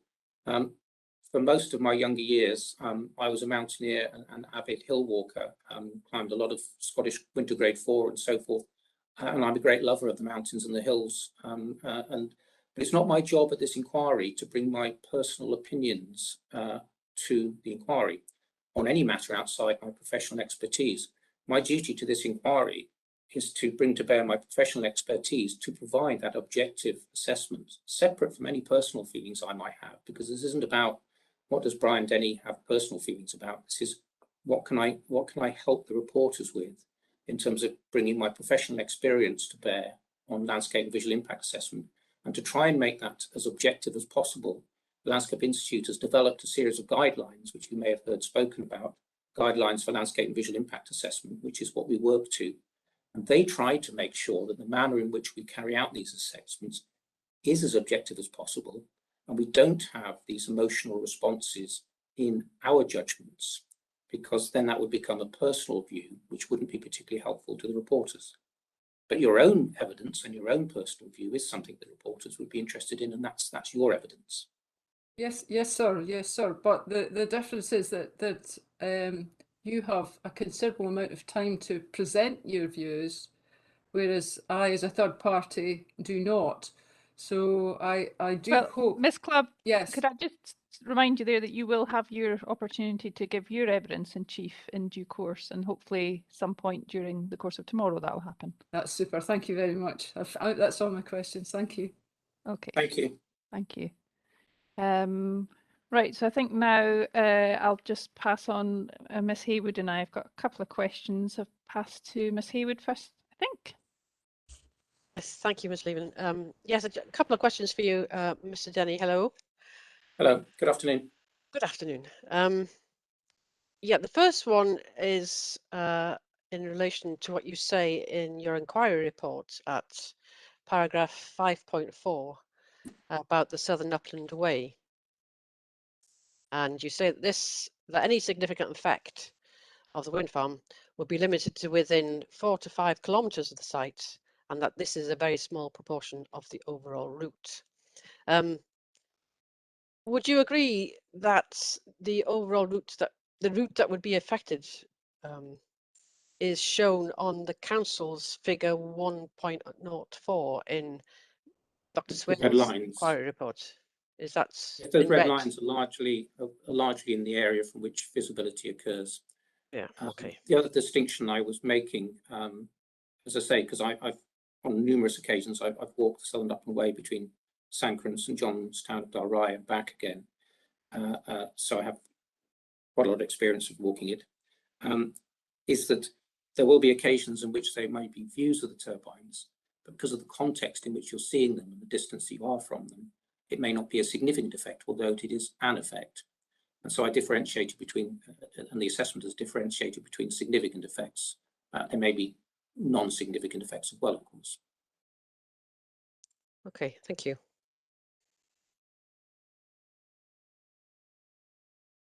You were asked about viewpoint 2 by Mr. Armstrong, but you mention in paragraph 5.13 of your inquiry report, you mention Stone-Fregan Iron Age Fort, located on Stone-Fregan Craig, close to the viewpoint 2 at the cairn. Yes.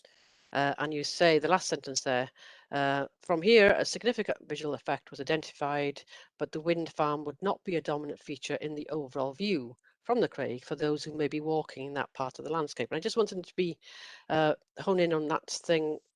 The phrase you say there would not be a dominant feature in the overall view. And if you could just maybe explain why you think it would not be a dominant feature. Yes, because although the wind farm would lie off to your left as you walked up to the Craig, and as you continued along, and you could continue along and then join the Southern Upland Way and continue up beyond there, your direction of travel, if you're walking up the hill, has the wind farm on your left. Clearly you can stop, you can turn, you can take the wind farm in if you so wish, particularly as you're looking towards Kensmore. But also from there, you're seeing a 360-degree view of the landscape available to you. So the experience of being there isn't just standing and looking at the 90-degree visualization. It's an experience of walking and moving through the landscape. And the same occurs as you're coming down in the opposite direction, although you would have a greater degree of seeing the wind farm because of your direction of travel at that point. But nonetheless, if you're looking at it as an experience of being a walker rather than just being at a place and looking at the wind farm, then that's really what that comment is meaning. It's about the experience of traveling through the landscape. Right. Okay. So just to clarify then, so if you were you're not saying if you look towards Shepherd's Rig from this point, it would not be a dominant feature. You're not saying that.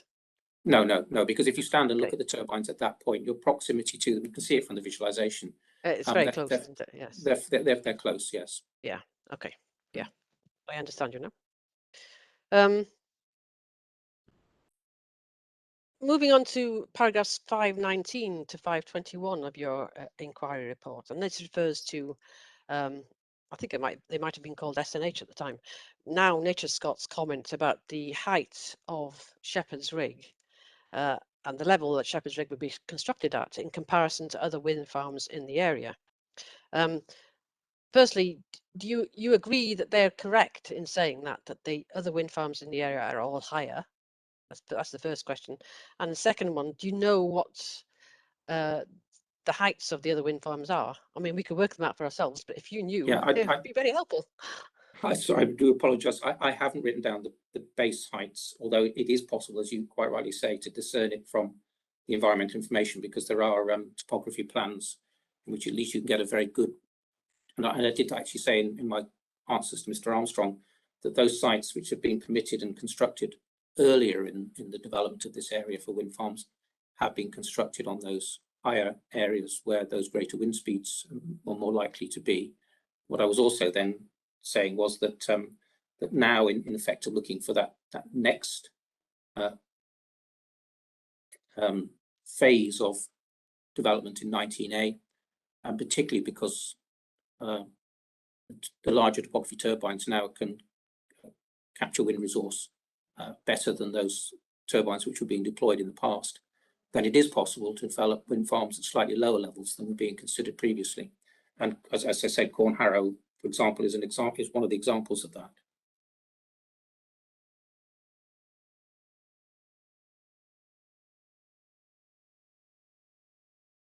Okay, thank you. My last question really is a clarification on two things. How do you pronounce Ben Inner, or is it Ben Inner? How do you pronounce it, first of all, and how do you spell it? Because both you and the council spell it with BENNINER, whereas in the OS it's the other way around, BENINNER. So just a bit of a clarification so that we can get it right in our reports. I can't give you the definitive on that, and I'll check my Ordnance Survey map. We've taken it from looking up various things on walking sites and so on, because when we're doing research for LVIA, we check all the sites on the internet for walking sites and routes to the tops of hills and which are the most prevalent routes, where do people walk and so on. We've got our spelling from there.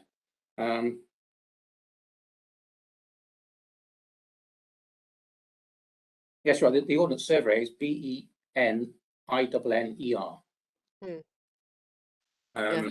I wonder if Miss Wales would, I know it's not your sort of questions, but I wonder if you had an opinion on that at this point. I can't recall what I put in my written text, but I just checked one of my figures and I've spelt it the same as the OS. BENINNER. Mr. Gordon's got an opinion, I think. Mr. Gordon. So I may have contributed to confusion as well, because I managed to spell it with a double N and a double N. That's incorrect. The correct spelling, and I have both Land Ranger and Explorer scales of map in front of me. The correct is BENINNER. Okay. Don't ask me how to pronounce it. Okay, thank you. Thank you, Mr. Denny. That's all the questions I have. I think Ms. Leven has a couple. Just a couple, yeah. Okay, so Ben Inner, we think that's helpful. I think most of my questions have been asked by others. One of them kind of follows up the point that Mr. Armstrong was asking you about viewpoint 13, this issue about the sort of slight difference between the wireline and the photo.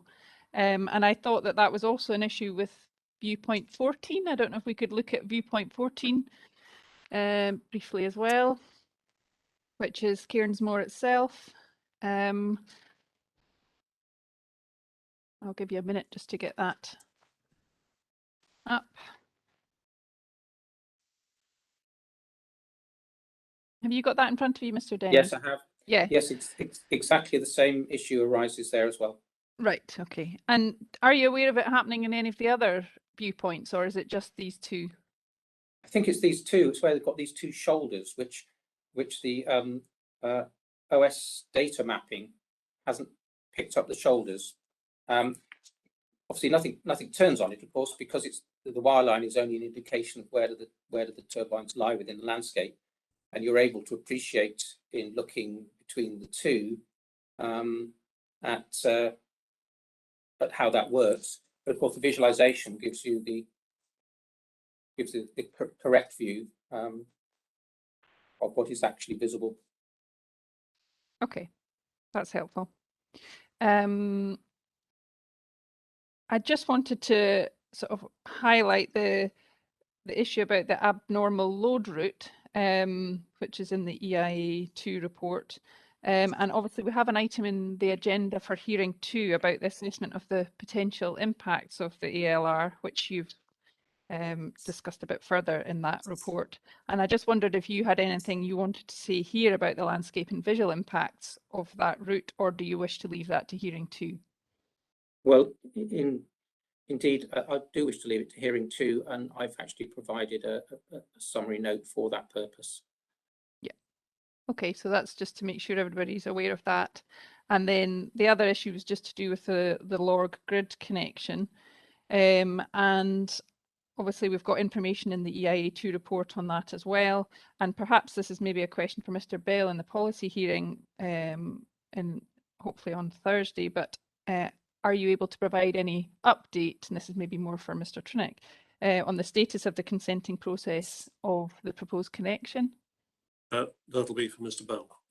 Mr. Bell, right. Cool. Okay. Right, that's all the questions I had. So we return now to Mr. Trinick, if there was any points you wanted to raise in re-examination. I'm grateful, man. Thank you very much. Can I signal that I wouldn't mind having a brief timetable discussion after this, after we finished? Okay. Just 3 quick points in re-examination.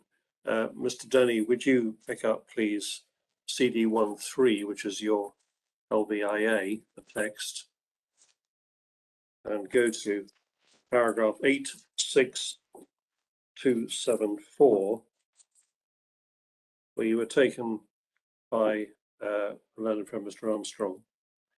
274 to 277 comes under one heading of landscape character, and then 278 to 285 comes under the heading of visual immunity.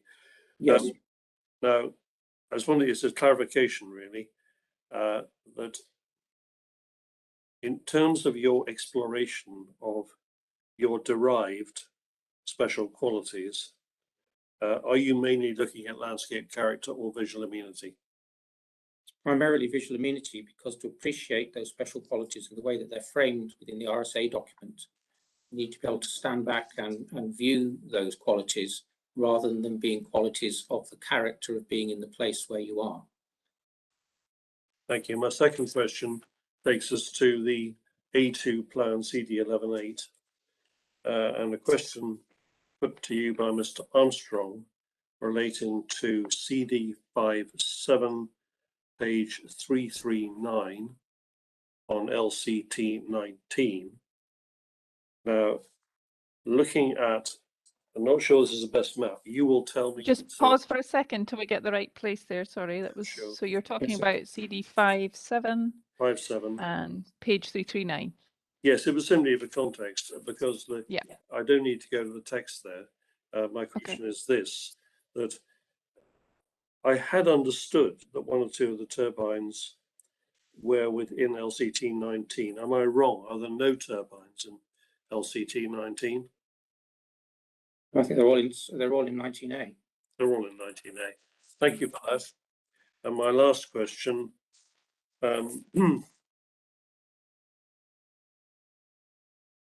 like something for discussion, and you may give an answer, you may choose not to, but Mr. Armstrong discussed with you what SPP said in respect of Group 3 areas, so I feel able to raise the point that SPP Group 3 advice, let's turn to it to make sure we get it right, says in Table 1, Group 3 areas with potential for wind farm development beyond Groups 1 and 2, wind farms are likely to be acceptable, subject to detailed consideration against identified policy criteria. And Mr. Armstrong said to you in terms, I don't quote him exactly, that, well, that takes us back to the LCS, doesn't it? Is it your understanding that the LCS is itself a policy? No, it's not. And indeed, when it says identified policy criteria, it's meaning that in the full policy context. But no, not in the relation of that document being a policy document. Thank you. Those are my questions, ma'am. Very grateful. Thank you. Okay, that's very helpful. So I think that concludes all the evidence around the applicant. Everybody's had their opportunity to ask questions and clarifications there. And we've managed to achieve that before 4 o'clock, so that's helpful. I see Mr. Gordon's got his hand up. Do you want to ask a question just now? Sorry, ma'am. No, I simply want to apologise to Mr. Denny. I realise I didn't thank him for at the end of my cross-examination of him. That's Okay, that's kind. appreciated. Thank you. Okay, so Mr. Trinick, you wanted to have a timetable discussion, which I agree is important at this point. So we have concluded the applicant's evidence. So tomorrow morning we would be starting at 9:30 with Mr. Armstrong leading us through the council's evidence. Mr. Trinick, have you got concerns or questions around the timetable tomorrow? No, not concerns. The reverse, really. Okay. I want to make maximum use of each inquiry day. Okay. And some of us want to get down the road on Friday, a decent time on Friday, I guess. Okay. I have not got more than a couple of hours, 2.5 hours for Dr. Swales. Mr. Armstrong kindly indicated to me in a conversation that he didn't have that much in chief. So we're going to finish Dr. Swales by a late lunch, is my guess. Okay. Since I'm the only cross-examiner of Dr. Swales, subject to your questions. We're certainly going to have quite a lot of time in the afternoon to play with, and I hate to see us just go back and kick our heels if it was possible to accelerate any other part of the inquiry. I'm in your hands there, because you have to do your own preparation for the hearing sessions. I'm simply requesting that we give consideration to using the time wisely. Yeah, I might just have a quick word with Ms. Haywood about that. Obviously, we have some questions that we will be asking of the council tomorrow, and perhaps Mr. Gordon and Ms. Clubb will, and they'll obviously need their own opportunity to give their own evidence. So could you just bear with me a second? I'll just check with Ms. Haywood.